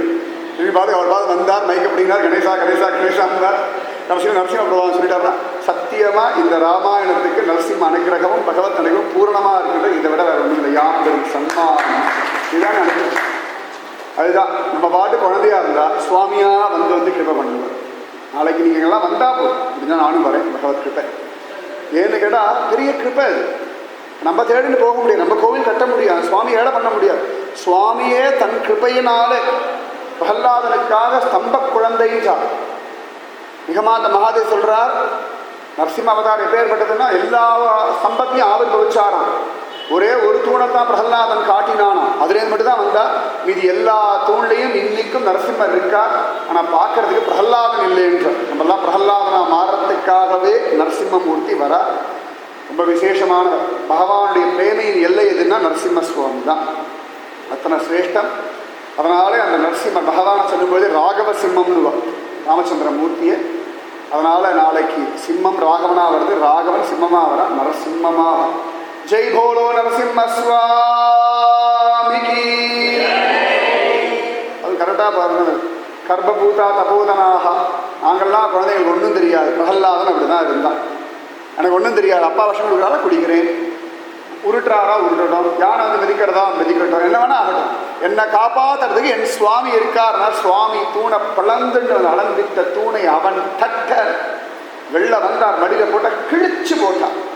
பிரகலாதன் ஒரு பிரயத்தனம் கூட பண்ணல, தன்னை காப்பாற்றிக்கிறதுக்கான ஒரு பர்சன்டேஜ் பிரயத்தனம், 0.0001% பிரயத்தனம் கூட பிரகலாதன் பண்ணல. எல்லா பிரயத்தனத்தையும் சுவாமியே பண்ணுறோம். அதனால தான் இந்த ரிஷிகள்லாம் சொன்னால், நாங்கள் ஏன் எங்களை காப்பாற்றிக்கணும்? ரக்ஷிதவ்யா ஸ்வயா சஸ்வத்து கர்ப்பபூதா தபோதனாகா. காப்பாற்றுறது நீ இருக்கேன்றா. பகவான் அப்படியே தலை குனிஞ்சுட்டாங்க. கட்டாயம் காப்பாற்றுறேன், அசுரால வதம் பண்ணுறேன்னு சத்தியம் பண்ண. அதான் சுவாமி. அதுக்கு தான் கோவிலுக்கு போகிறோம். கோவில் போகிறது எதுன்னா எமோஷனல் பிளாக்மெயில். உன் கோவிலுக்கு வந்தேன், மனசு நடக்கிறதுனா உனக்கு அசிங்கம், பண்ணிட்டா உனக்கு மரியாதை என்பார் கோவிந்தர் சொல்கிறார். 3 சந்தர்ப்பங்களில் சுவாமி தன்னையே காப்பாற்றிட்டார். அடுத்த வாழை காப்பாற்றின. என்னடா திரௌபதி கூப்பிட்ட பொழுது, கஜேந்திரன் கூப்பிட்ட பொழுது, பிரகலாதன் தூணை காட்டின சமயத்திலலாம் சுவாமி உடனே வந்து அனுகிரகம் பண்ணாரோ, தன் பேரை அவரே காப்பாற்றின்றார், பக்தர் பேரெல்லாம் காப்பாற்றுறேன் அப்படின்ட்டார். சத்தியம். கோவிலுக்கு போயிட்டு இருந்தா பகவான் நினச்சேன், நீ கோவில் வந்துட்டானே என்ன கிருபை பண்ணலாம். டெய்லி குழந்தைக்கு பசிக்கும், என்னென்ன வேணும் நல்லா அம்மா கேட்டு அழகாக ரெடி பண்ணி வச்சுருப்பாள். பசிக்கணும்னு டக்குன்னு கொடுத்துருவாள். என்னைக்காவது ஒரு நாள் இந்த குழந்தை வந்து அம்மா பசிக்கிறது ஏதான தாயன்னு அம்மாவுக்கு வெக்கம் பிடுங்கி தின்னுச்சு. குழந்தை போய் பசிக்கிறதுன்னு கேட்க வச்சுட்டோம். சீ ஒரு பெரிய ஒரு அவமானம் அம்மாவுக்கு. அந்த மாதிரி ராமனுக்கு ஒரு பெரிய அவமானம் ஆகிட்டான். நான் வந்து என்ன குறைன்னு கேட்டு நீங்கள் சொல்லி அதை நிவர்த்தி பண்ண இருக்க, நீங்கள் எவ்வளோ தூரம் வந்து பிரபோ அப்படின்னு உடஞ்ச கை உடஞ்ச கால் இல்லாத மூக்கு கண்ணெல்லாம் கொண்டு நின்றுடல. இந்த ஒரு அவமரியாதை ஜென்மாத்திரத்துக்கு எனக்கு போதும், கட்டாயம் கடதூஷணாதிகளை வதம் பண்ணுறேன், கவலைப்படாதீங்கன்னு. உடனே ரிஷிகள்லாம் பரம சந்தோஷப்பட்டார். பகவான் கேட்டா, வேற என்ன இதுக்காக வந்து நினச்சியா? நீ கேட்டதுனால சொன்னோம், வா நம்ம ஆசிரமத்துக்கெல்லாம் வாங்க கூட்டு போயிட்டா. இது கூட கம்ப்ளைண்டாக சொல்லலையா? நீ தான் இருக்கியப்பா. பகவான் வெக்கமாக போயிடு. நான் இருந்து வா, கை கால்லாம் போயிடுது. வா கேட்டா பகவான் கேட்டா, கை கால் போயிடுது. அதனால கடா ராமா நீ போகலையேடா. எது வேணா போட்டுமே, என்ன வேணா ஆட்டுமே, பெரிய பெருமை போகட்டுமே, செழித்துடைய பலம் போகட்டும்னா போனாலும் தப்பு இல்லை அப்படி அர்த்தம். போகட்டும்னு அர்த்தம் இல்லை. வியாதி வந்து கொடுத்து எல்லாரும் ஒதுக்கிதுடா, போகட்டுமே, சுவாமி இருக்காரே. யார் ஒதுக்கியதில்லை, நான் எது நம்மளை விட்டு போனாலும் முந்தன்னோடு உறவே நமக்கு இங்கு ஒழிக்க முடியாது. அவனா நினைச்சுட்டாலும் போக முடியாது, நாமா நினைச்சாலும் விலக முடியாது. அதனால சுவாமி அழகா கிளம்பினார். ரிஷிகள்லாம் அழகா கூட்டுட்டு போறா. அப்ப தாயார் பார்த்தா, கரணேஷு மந்திரி பதிவிரதா தர்மத்தில் ஒன்று ஆத்துக்கார் எங்கேயாவது தப்பான வழியில போறார் அப்படின்னு தோணிச்சுன்னா அழகா ஒரு ஆலோசனை சொல்லணும். உங்களுக்கு எத்தனை தடவை சொல்ல அறிவே இல்லைன்னு சொல்லக்கூடாது. எத்தனை தடவை சொல்ல மரண மண்ட மாதிரி இருக்காது. என் தங்க ஆத்துக்கார பாருங்க, என் அக்கா ஆத்துக்கார பாருங்க சொல்லக்கூடாது. ரொம்ப அசிங்கம். உங்களையா ஆளெல்லாம் பார்க்க சொல்லுவோம், உங்கள் ஆத்துக்கார மட்டும் பாருங்க. அதான் அழகு, அதான் மரியாதை. சொல்றது கொஞ்சம் சிலதெல்லாம் விரசமாக இருக்கும், ஆனால் சத்தியத்தை வார்த்தைகள் நல்லினம் ரொம்ப முக்கியம். அப்போ தாயார் சொல்கிறார், சுவாமி உங்களுக்கு எல்லாம் தெரியும், இருந்தாலும் மனசில் படுறத நான் சொல்லலாமா?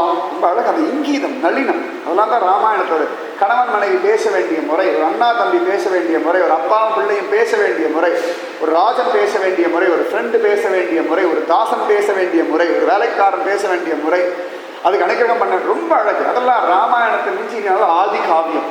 காவியம் அழகுன்னா அப்படி அழகு. தாயார் கேட்குறா, நான் சொல்லலாமா சுவாமி? சொல்லுமா, நான் சொல்கிறேன், தேவருக்கு சரீர தோன்றதை பண்ணிக்கோங்க அப்படின்னு சொல்லிட்டு தாயார் சொல்கிறார், சுவாமி நம்ம தான் வனவாசத்துக்கு வந்திருக்கோம், இப்போ எதுக்கு தோளில் இந்த வில்லு அம்பரா தூரி எல்லாம்? ரிஷி மாதிரி தபசு பண்ண தானே வந்திருக்கோம். அப்போ ரிஷிகளுடையதான வாழ்க்கை அனுசரணம் பண்ணி தானே நடக்கும். இதென்ன பைத்தியகாரத்தனமாக தோளில் அம்பரா தூணி வில்லெல்லாம்? ஏன்னா நம்ம யாரோட பழகிறோமோ எது கூட இருக்கோமோ அந்த ஸ்வபாவம் நமக்கு வந்துடும். இது லோகத்தில் பார்க்குறோம், பார்த்துட்டே இருக்கும்.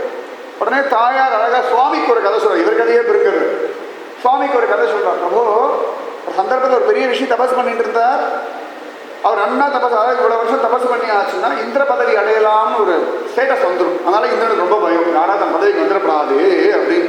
நல்ல உலகத்தை மோசமான அரசியல்வாதியாருன்னா இந்திரன் தான். அதுக்கப்புறம் நம்ம ஊர்லாம் ஆனால் கண்டாலே ஆகாது இந்திரன். நான் இப்போ இரண்யகசிபு கூட ஒத்துட்டுருவேன், இந்திரனை ஒத்துக்கவே மாட்டேன். ஏன்னா இந்திரலோகம் போய் உருட்டவா யாரும் இல்லை. கொண்டாடி சொல்றார், இந்திரலோகம் ஆளும் அச்சுவை பெரினும் வேண்டே நலங்கமா நகருளானே.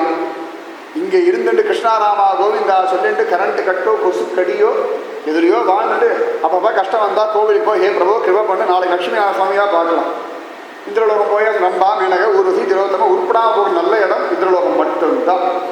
மற்ற எல்லா லோகத்தையும் உருட்டுடலாம், நரகலோகம் போனால் கூட உருட்டுடுவோம், இந்திரலோகம் போய் உருட்டுவா யாரும் கிடையாது எனக்கு தெரிஞ்சு. அப்போ தாயார் சொல்கிறா, அந்த தபஸ்வி இருந்தால் இந்திரன் பார்த்தா இவர் தபஸை கெடுக்கணும்னு ஆசைப்பட்டுட்டான். ரம்பா மேனக்க ஊர்வசி திலோத்தமை எல்லாம் அனுப்பினா எதுக்கும் அவர் வசரலை. அவன் பார்த்தான் இவருக்கு இதெல்லாம் சரிபட்டு வராதுன்னு சொல்லி ஒரு நாள் ஒரு வேடுவன் வேஷத்தில் வந்துட்டான். வந்துவிட்டு அந்த ரிஷியை பார்த்துட்டு, சுவாமி எனக்கு தீர்த்தம் தாகமாக எடுக்கிற தீர்த்தம் வேணும். அவர் அங்கே போடா குடினார். நான் வர வரைக்கும் இந்த வாழை பத்திரமா வச்சுக்கோங்க, நான் வந்துடுறேன்னு போயிட்டான். போனவன் தான் ஒரு பொறுப்பாக கொடுத்துருக்காக அந்த வாழை வச்சுட்டே இருந்தார். வாழை வச்சுட்டே இருந்தா ரொம்ப தியானம் பண்ணார். யாரை வரானா பார்த்துட்டே இருந்தார். போச்சு கொஞ்சம் கொஞ்சமாக பகவத் தியானம் போச்சு.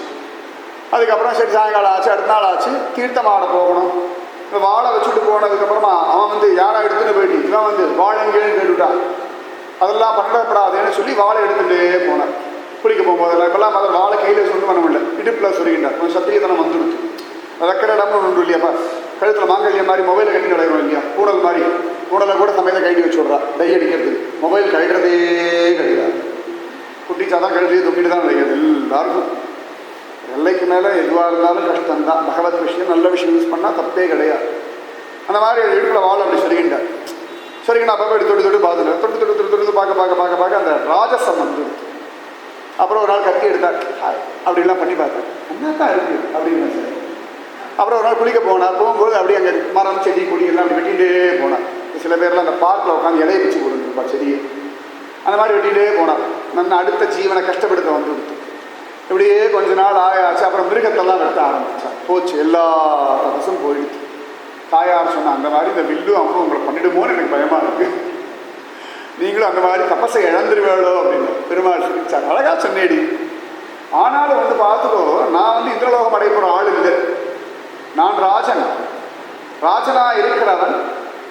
அழகா பலகீனமானவர்களை பலவான் கஷ்டப்படுத்தாதபடி பாதுகாக்கணும். அதுதானே ராஜ்யம், அதுதானே ராஜனுக்கு அழகு. அதனால இந்த தபோதனர்கள், நீ சொல்லலாம் நேரடியாக ராட்சசா, தியாயர சொன்ன அர்த்தம்னா ராட்சசா தான் நேரடியாக அவங்ககிட்ட சண்டைக்கு வரலையே நீ சொல்லலாம். சண்டைக்கு எனக்கு வரவே இல்லைன்னா கூட என் ஜனங்களுக்கு ஒரு கஷ்டம் கொடுக்குறான்னா அவளிடத்திலே சண்டை போட வேண்டியது என்னுடைய தர்மம். கொசு நம்மாத்து குழந்தைய கடிக்கிறது, என்ன கடிக்கலேன்னு உட்காந்துட்டு இருப்போமா? குழந்தைய தானே கடிக்கிறது, விட்டுருவோமா? குழந்தைய கடிக்கிறது என்ன திமிரு பத்துட்டு வருது, என்னமோ அது மரண தண்டனை மாதிரி போட்டு என்ன ஒரு வீரம், என்ன ஒரு சந்தோஷம், என்ன ஒரு குதூகலம். ஒத்த கொசுவுக்கு ஏதோ ஒரு 50,000 கொசு, ஒரு 50 லட்சம் கொசு, அட்லீஸ்ட் ஒரு 500 கொசு நியாயம். ஒத்த கொசு, 2 கொசு. ஏன்னா நமக்கு பிரியமான அந்த குழந்தைய படுத்துறதேன்னு ஒரு வாத்சல்ய பாவத்தில் வருது இல்லையா? அதுபோல சுவாமி சொன்னார், இந்த தபோதனர்கள்லாம் என் குழந்தைகள், இவாளை ரட்சிக்க வேண்டியது என் தர்மம். நான் தர்மத்தை மீறி போகலைமா, சத்திரிய தர்மம் ராஜ தர்மம் அப்படின்னுட்டா. சாமதான வேத தண்டம். உடனே தாயார் கையை கூப்பிட்டா, சுவாமி உங்களுக்கு தெரியாத நான் சொல்லணும்னு தோணித்து சொன்னேன். உடனே பெருமாள் சொன்னேன், சொன்னதும் சந்தோஷம், என் முடியும் நான் சொல்லிட்டேன். இப்படி அழகா பேசிட்டே போறா. சரபங்க மகரிஷியுடைய ஆசிரமம். சரபங்க மகரிஷி காத்துட்டு இருக்கார். அவருக்கு என்னைக்கோ மோட்ச பிராப்தி ஆயாச்சு, நிறைய தபசெல்லாம் பண்ணியிருக்கார். அழகா சுவாமி வரதை பார்த்தா வந்தார். சுவாமி வந்தார், பரம சந்தோஷம். சரபங்கன் வா ராமா, உன்னுடைய திருமுக தரிசனத்துக்காக காதல் உசுறு விட்டு போனாலும் மோட்சத்தை போய் நாராயணனா பார்க்க போறார். இருந்தாலும் பூமியில இருந்து சுவாமியை பார்க்கிற சுகமே அலாதிதான். திருப்பதியில போய் லைன்ல நின்று சுவாமியை பார்க்குறோம், சந்தோஷம் தானே. ஏன் பார்க்குறேன்னு அவசியம் இருக்கு, அங்கே போய் பார்த்தா சந்தோஷம். குருவாயூர் போய் பார்க்குறோம். ராத்திரியே 10 மணிக்கே குளிச்சுட்டு ராத்திரியே நின்று நாராயணா நாராயணா 2:30 மணிக்கு போய் அந்த நிர்மாலியத்தை அந்த பயலை பார்த்துக்கணும், அது சந்தோஷம் தானே. வைகுண்ட ஏகாதசி அன்னைக்கு ஸ்ரீரங்கத்தில் அது இடிச்சு பிடிச்சு மற்ற நாள் தான் காலியாக இருக்கார். அப்போல்லாம் அந்த சொர்க்க வாசல் அன்னைக்கு சுவாமி இடிச்சு பிடிச்சிட்டு பார்த்துட்டோம்னா ஒரு ஆனந்தம் தானே, அது இல்லைன்னு சொல்ல முடியாது. அந்த மாதிரி பார்த்தால் பூலோகத்தில் சுவாமியை பார்க்கறத போல ஒரு சுவாமி அவதாரம் வேறு. பகவான் புதுசாக ஒரு வேஷம் போட்டுட்டு தன்னுடைய ரூப குணங்கள்லாம் மாற்றிட்டு சக்கரவர்த்தி திருமகனாக ராமனாக, அதுவும் இப்போ ஸ்பெஷலாக மர உரியெல்லாம் தரிச்சுட்டு பீதாம்பரத்தெல்லாம் தள்ளி வச்சுட்டு ஆபரணங்கள் எதுவும் போட்டுக்காமல் அவராக வந்திருக்கார். அதான் திருமஞ்சனம் பார்க்கணுன்னு. நாளைக்கு திருமஞ்சனம்னா அப்போ நல்லா உட்காந்து கண்ணை அகண்டு விரிச்சு உச்சி வேணா வச்சுட்டு மூடி இமைக்கவே கூடாது. நான் இமைக்கிற நேரத்தில் அழகு மாறி போயிடும். அதான் கோபிகள் பிரம்மாவாசனம் செட உதிக்ஷதாம் என் கூட பிரம்மாவை முட்டா பிரம்மாவை 4 தலை எடுத்து ஒரு மண்டையில் கூட அறியவே இல்லையா? எங்களை போய் கண்ணை இணைக்கிற மாதிரி பண்ணிட்டே. இந்த கண் இணைக்கிற நேரத்தில் சுவாமியுடைய அழகு மாறுறது.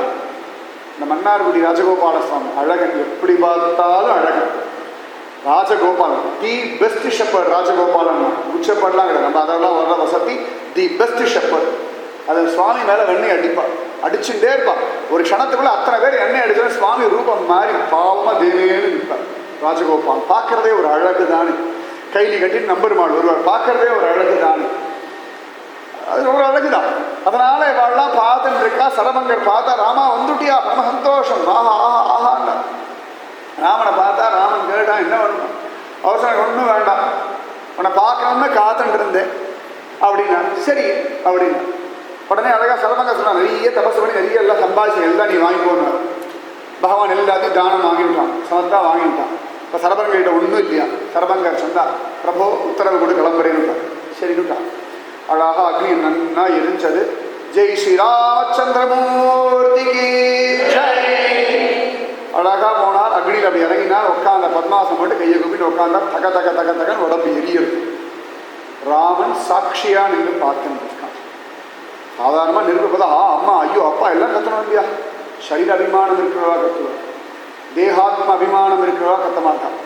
ஆச்சரியமா தேகாத்ம அபிமானம் இருக்கிறவா கத்துவா. அதாவது தேகமே ஆத்மான் பாவிக்கிறவா, ஆத்மாவே ஆத்மான் பாவிக்கிறவா கத்த மாட்டான். அழகா உட்காந்தா, கண்கள் பிரத்யட்சமா பார்த்துட்டு இருக்க. கடைசியா பார்த்தது ராமனை, கடைசியெல்லாம் கொடுத்தது ராமன் கிட்ட. ராமனையே பார்த்துட்டு அப்படியே சரீரத்தை விட்டார். அந்த ஆத்மா கிளம்பி நேரம் வைகுந்த லோகம். சுவாமி சாட்சியா நிற்கிறார். அப்படி சரபங்க மகரிஷிக்கு சுவாமி அனுகிரகம். இப்படியே போனால் ஒவ்வொருத்தர் ஆசிரமத்தை நடந்து நடந்து போறார். அப்படி நடக்கிறார் 13 வருஷம். சுதீஷ்ணருடைய ஆசிரமத்துக்கு போறார். அவர் கூட கொஞ்ச நாள் இருக்கார். திரும்பி சுற்றி அடிச்சு திரும்பியும் சுதீஷ்ணரோட ஆசிரமத்துக்கு வரார். அப்போ சுதீஷ்ணர்கிட்ட கேட்குற, உங்கள் குரு அகஸ்தியரை நான் பார்க்கணும். உள்ள பெயர் இப்படிதான் சொல்லணும், அகஸ்தியர் குருமா முனிவர். ஆனால் ரொம்ப பெரிய ஆள், ரொம்ப பெரிய ஆள். ஆள மூர்த்தி வேற கீர்த்தி வேற தான். வாமன மூர்த்தி அகஸ்தியரும் ஒன்று, ரெண்டும் பார்க்கறது இத்தூண்டு தான் இருக்கும். ஆனால் பண்ணுற காரியங்கள்லாம் லோகத்தில் கடலையே ஆச்சரணமாக முடிச்சுடுவார். அப்பேற்பட்டவர் இந்த குருமுனிவர் அகஸ்தியர். ஆச்சரியமான அந்த அகஸ்திய ரிஷியுடைய ஆசிரமத்துக்கு சுவாமி வந்துட்டார். அவருக்கு பரம சந்தோஷம். வா ராமா வா வா வா வா வா அப்படின்னு. உடனே அகஸ்தியர் எல்லாம் பார்த்துட்டு சொன்னார், ராமா திவ்யமான அஸ்திரங்கள்லாம் என்கிட்ட இருக்கு, எல்லாம் உனக்கு தர, வாங்கிக்கோ. சமயத்துக்கு யூஸ் ஆகும். சமயம் வந்துடுத்து, யூஸ் ஆகிற சமயம் வந்துடுத்து. உடனே பெருமாள் அழகா சங்கல்பம் எல்லாம் பண்ணிட்டு அழகா அந்த அஸ்திரங்கள் எல்லாம் வாங்கிட்டாராம். ஆயுதங்கள் ஈந்தேனோ அகத்தியரை போலே. திருக்கோளூர் பெண்பிள்ளை சொல்றா, சுவாமிக்கு அவாவா பழம் கொடுப்பா, பூ கொடுப்பா, அபிஷேகத்துக்கு தேன் கொடுப்பா, பால் கொடுப்பா, நெய் கொடுப்பா, இதெல்லாம் தெரியும். சுவாமிக்கே அஸ்திரங்கள் கொடுத்தாருன்னா என்ன அநியாயம்! எப்பேற்பட்ட தபஸ்வி! சுவாமிக்கு போய் ஆயுதங்கள்லாம் கொடுப்பாடான்னா, இந்த ஆயுதங்கள்லாம் ஏற்கனவே அகஸ்தியர்கிட்ட சுவாமி கொடுத்து வச்சுருந்தாரு, பத்திரமா வச்சுக்கோங்க, அப்புறமா வாங்கிக்கிறேன்னாரு. இப்போ சுவாமி அழகாக சங்கல்பம் பண்ணிட்டார், அகஸ்தியர் எல்லாம் வாங்கிட்டார். அழகாக அகஸ்தியோட ஆசிரமத்தில் சுவாமி இருந்தார். சீதா மாதா எல்லாம் நடந்து நடந்து நடந்து அப்படி நடந்திருக்காள். தாயார் பெருமாளும் தண்டகாரத்தை அளந்திருக்கா. அப்படி அளந்திருக்கா. திருமழிசையாழோ ஒரு சந்தர்ப்பத்தை திருக்குடந்தை 6ஆவது தினம் பார்க்க போனார். 6ஆ அமுதே அடியேன் உடலம் நிற்பார். ரொம்ப அழகான ஒரு திருநாமம். சுவாமி நம்மாழ்வார் சாரங்கபாணியை பார்த்து கேட்கிறார், 6ஆ அமுதேன்றார். 6ஆ அமுதேன்னா எவ்வளவு தின்னாலும் எவ்வளவு குடிச்சாலும் தெவிட்டாலும் தெள்ளமுது. 6ஆ அதெல்லாம் ஒரு லெவல் மேலே பிடிக்க முடியாது இல்லையா. அந்த 6ஆ அமுதம் எவ்வளவு குடிச்சாலும் நல்லா இருக்குமா. திருமழிசை ஆழ்வார் இந்த சாரங்கபாணியை பார்க்க போனார். அப்போ பெருமாள் படுத்தவர் தானே இருப்பார், ரொம்ப அழகாக படுத்துட்டு இருப்பார். உடனே திருமழிசை ஆழ்வார் பார்த்தார், ஏன் படுத்துட்டு இருக்காய் அப்படின்னு கேள்வி வந்துடுது. உடனே கேட்டார், நடந்த கால்கள் நொந்தவோ. இன்னைக்கு டாபிக் தான், நடந்த கால்கள் நொந்தவோ. எங்கேந்திரானா ராமாயணத்தில் நடந்தானா சுவாமி. அயோத்தியாலேருந்து வந்துட்டு சிங்கிபேரை வந்து நடந்தானே இருக்கான். அப்படி நடந்தான் 13 வருஷம். ரிஷிகளுடைய ஆசிரமமா நடந்தான். தண்டகாரன் அப்படி நடந்திருக்கான். அதுக்கப்புறம் சித்திரக்கூடம் எங்கே இருக்குது, பஞ்சவட்டி எங்கே இருக்குது, அங்கே வந்தான். அதுக்கப்புறம் அப்படி நடந்து நடந்து நடந்து கிருஷ்ணந்தா ராஜ்யத்துக்கெல்லாம் போய் அப்புறம் அங்கேருந்து ராமேஸ்வரம் நடந்து வந்து அங்கேருந்து திருப்பியும் சேதுபந்தனத்தில் நடந்து லங்கைக்கு போய் இத்தனை நடைப்பயணம். இன்னைக்கு இந்த அரசியல்வாதிகள்லாம் பண்ணுறாள், அதெல்லாம் சரியாக ராமன் நடந்தது தான். அங்கேருந்து அயோத்தியாலேருந்து நடந்து அதுக்கு முன்னாடி சீதாவை கல்யாணம் பண்ணி மிதிராவுக்கு ஒரு நடந்து இத்தனை நடந்திருக்காரு. அந்த கலப்புனால இங்கே படுத்துட்டு நடந்த கால்கள் நொந்தவோ. நடந்த கால் நொந்து போயிடுதாப்பா. ஆனால் சுவாமி அங்கே படுத்து இருக்க படுக்கை எப்படி இருக்குன்னா அபாடா அப்படின்னு ஆற்றுக்கு வந்துட்டோம்னா இந்த சோஃபாவில் எதாவது சாஞ்சி காலை நீட்டி அபாஹாடா காலெல்லாம் தாங்கலை அப்படி கால் நீட்டம் அந்த மாதிரி இந்த திருக்குழந்தை 6வது காலை நீட்டு அப்படி இருக்கு அபாடா. அதே 10வது நீட்டு ரொம்ப அழகாக இருக்கும். ஒரு கால் ஸ்டைலாக லேசாக மடக்கிட்டு அப்படி நீட்டு ரங்கன் கேட்கவே வேண்டாம், இது என் ராஜ்யம், எழுந்திருக்காமலே படுத்துட்டு இருப்பார் அப்படி ஒருத்தர் ரங்கன். ஆனால் சாரங்கபாணி மட்டும் ஏதோ கலச்சி படுத்துட்டு இருக்க மாதிரி யாருக்கும் தோணலை. திருமழிசை ஆழ்வார் தோன்றிடுது. நடந்த கால்கள் நந்தவோ, ராமனா நடந்தது போதாதுன்னு சொல்லி கிருஷ்ணனாகர் நடந்திருக்கா. ஆணிரை மேய்த்து மாடுகள் கண்ணுக்குட்டிகள் பின்னாடி வேற ஓடி இருக்கு. அதெல்லாம் சேர்த்து நடந்த கால்கள் நந்தவோ நடுங்க ஞாலம் ஏனமாய் இடுந்தமை குழுங்கவோ. அப்பா வராகவதாரம் எடுத்து இந்த பூமியெல்லாம் தூக்கிட்டு வந்தியா அந்த கடப்போ. நடந்த கால்கள் நந்தவோ நடுங்க ஞாலம் ஏனமாய் இடந்தமை குழுங்கவோ விலங்குமால் வரைச்சுரம் கடந்த கால் பரந்த காவிரி கரை குடந்தையுள் கிடந்தவாறு எழுந்திருந்து பேசி. வேகமாக சொன்னப்பதான் நல்லா இருக்கு பாசம். நடந்த கால்கள் நந்தவோ நெடுங்க ஞாலம் ஏனமா இடந்தமை குழுங்கவோ, ரொம்ப அழகா இருக்கும். இடந்தமை குழுங்கவோ விலங்குமால் வரைச்சுரம் கடந்த கால் பறந்த காவிரி கரை குடந்தையுள் கிடந்தவாறு எழுந்திருந்து பேசி. இந்த சீடை சாப்பிட்ற மாதிரி இருக்கும். கட கட கட கட நிகமாந்த மகாதேசிக ஸ்லோகம் ஆழ்வார் திருமழிசை ஆழ்வார் பாசம்லாம் அப்படிதான். கடந்த கால் பரந்த காவிரி கரை குடந்தையுள், திருக்குடந்தை கும்பகோணம் ஆச்சரியமான பிரதேசம். திரும்பின பக்கமெல்லாம் கோவில் தான். தடிக்க விழுந்தா சிவன் கோவில், நிமிந்து பார்த்தா பெருமாள் கோவில், இப்படியே தான் போயிட்டு. அது காவேரி மாதா வசதி தான். ஜெய் போலோ காவேரி மாதா கி காவேரி காவேரி தான் ஒத்துட்டு தான் ஆகும். சோழ நாடு சோறு உடைத்து அப்படின்னா காவேரி பலம். தாமிரபரணி ஜீவன் அப்படிதான் ஒத்துக்கிறோம், இல்லைன்னு சொல்லலை. பாலாறு நன்னா இருக்கும். வாஸ்தவம் தான், 3 ஆழ்வார்கள் கொடுத்தது தான். இருந்தாலும் காவேரிக்கு தான் ஏற்றம் ஜாஸ்தி. அது சிலதெல்லாம் அவ்வளோ நடந்தாய் வாழி காவேரி. ஆடிப்பெருக்கு காவேரிக்கு மட்டும்தானே, தாமிரபரணிக்கெலாம் கிடையாது. அவள்லாம் பெருகிறது இல்லையான்னு. ஆடிப்பெருக்கு நிறைய பேர் நீங்களாம் பஸ் கட்டு யூஎஸ்லாம் போயாச்சு. இன்னைக்கு 18ஆம் பேருக்கு சித்ராண்ணம்மன் இருக்கேன்னு எங்கள் நாயகரா பக்கத்தில் உட்காந்துட்டு இருப்பான். நம்ம காவேரி அப்படி ஒரு வாழ்க்கையில் 2 கலந்த ஒருத்தி காவேரி மாதா. அதுவும் ஸ்ரீரங்கப்பட்டினத்தில் போய் பார்க்கணும். பெருமாள் திருடி பக்கத்தில் தேனேன் குஞ்சலமாக உட்காந்துட்டு இருப்பான் தாயார், காவேரி தாயார், ஸ்ரீரங்கப்பட்டினம். ரொம்ப அழகாக இருக்கும். அந்த மாதிரி அவர் கேட்கிறார். கடந்த கால் பரந்த காவிரி கரை குடந்தையுள் கிடந்தவாறு எழுந்து இருந்து பேசு. நீ பெருசா எழுந்திக்க வேண்டாமா, கிடந்தவனுக்கு தலையை மட்டும் தூக்கி பதில் சொல்ல அப்படின்னுட்டா. உடனே சுவாமி பார்த்தா டக்குன்னு தலையை தூக்கிட்டார். இவர் போனார்னா எல்லா பெருமாளும் சொன்ன வண்ணம் செய்வோம். இவர் போயாச்சுன்னா எல்லாத்தையும் மாற்றி பொசிஷனை மாற்றி விடுறதில்ல. கெட்டிக்கார யாருன்னா திருமழிசை. உடனே பெருமாள் தலையை தூக்கிட்டார். கிடந்தவாறு எழுந்திருந்து பேசு. நம்ம மாற்று குழந்தைகள் IPL பார்த்துட்டு நம்ம கிட்ட பேசுறதோனும் இதோ வரேன் அப்படி படுத்துட்டே ஒரு அனந்த சயனம் அந்த மாதிரி அழகாக எழுந்துட்டான். பகவான் தலையை தூக்கிட்டானா. ஏற்கனவே ஒருத்தர் சொன்ன வண்ணம் செய்த பெருமாள் பேர் வாங்கிட்டார். நமக்கு ஏதாவது ஒரு பேர் ஒன்று தலையை தூக்கிட்டாரா. உடனே திருமழிசை ஆழ்வார் பார்த்தார். நான் சொன்னேன்னு தலையை தூக்கிட்டியா? ஹே பிரபு, இவ்வளவு காருண்யமா வாழி கேசனேன்னுட்டார். சுவாமி பார்த்தார். வாழி கேசன் இப்படியே மெயின்டைன் பண்ணி இன்னி வரைக்கும் உத்தான சாயாவே இருக்க. தலையை தூக்கிண்டு நிஜமாவே என்ன அழகு. நடந்த கால்கள் நந்தவோ, அப்படி நடந்திருக்கு. அதை ஆழ்வாருக்கு புரிஞ்சு விடுது. திருமழிசை நடந்தேடா. ரொம்ப அழகா நிகமாந்த மகாதேசிகர் ரகுவீர கத்தியம் மகாவீர வைபவத்தை சொல்றார். தண்டகாவன ஜங்கம பாரிஜாத. தண்டகாரண்யத்தில் ஒரு நடமாடும் பாரிஜாத விருட்சம், மொபைல் கல்பக விருட்சமா. யாருக்கு வேணும் அந்த இடத்துல போய் நிழல் கொடுக்குறான். சாதாரணமாக மரம் இருக்கிற பக்கம் போய் நிழலில் ஒதுங்குவோம். ஆனால் அந்த தண்டகாவனத்தில் தண்டகாரண்யத்தில் ராமன் என்னடா பண்ணா, யாருக்கு நிழல் வேணுமோ அங்கே போய் நின்னான். யாருக்கு எப்படி நிழல் வேணுமோ. வாசுதேவ திருச்சையா. வாசுதேவன்ற மரம் ரொம்ப குளிரும் இல்லை, ரொம்ப வெயிலும் இல்லை, அழகா அதுவாக வந்து நிழல் கொடுத்தா அப்படி இருக்கும். இப்போ ரொம்ப சம்மர் வந்துட்டு இங்கேருந்து ஊட்டிக்கு போகிறோம். அந்த ஊட்டிக்கு போகாமல் இங்கே நல்லா ஜோராக மழை பெய்யுறது, நல்லா சிறு சிறு காற்று நாங்கள் பாடான் இருக்கோம். அதுபோல தண்டகாவன ஜங்கம பாரிஜாத, நடமாடும் பாரிஜாத விருட்சம் என் ராமன் அப்படின்ட்டு. அப்படி சுவாமி நடந்தாரா. அந்த திருவடி நன்னா இருக்கணும்.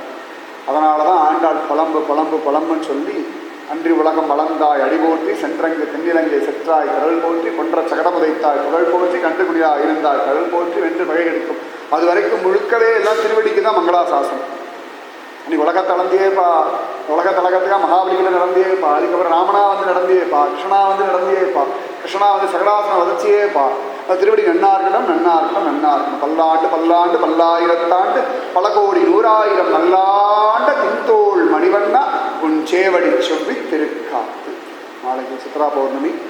கல்லார்கள் ஆற்றுல இறங்குறதுனால நிறைய டிவியில் லைவ்ல எல்லாம் காட்டுவா. மதுரகவி ஆழ்வார் திருநக்ஷத்திரம் ரொம்ப விசேஷம். கிரகண புண்ணிய காலத்தில் எத்தனை நாமஜபம் பண்ணுறோமோ அத்தனை ஒரு பாக்கியம். நாளைக்கு எதிர்ச்சையாக பகவத் கிருப்பையில் நமக்கு சத்சங்கமும் இருக்குது. எல்லாரும் சமத்தா வந்து காது கொடுத்து ராதே கிருஷ்ணா ராதே கிருஷ்ணா கிருஷ்ணா ராதே ராதே கிருஷ்ணா கிருஷ்ணா ராதே ராதே கிருஷ்ணா கிருஷ்ணா ராதே ராதே கிருஷ்ணா ராதே. जय सद्गुरु महाराज की, समस्त भागवदल को गोविंद नाम संकीर्तनम. जय जानकी कांत स्मरणम गोपिका जीवन स्मरणम. ஆழ்வார் திருவடிகளே சரணம், ஆண்டாள் திருவடிகளே சரணம், எம்பெருமானார் திருவடிகளே சரணம். சர்வம் குருவா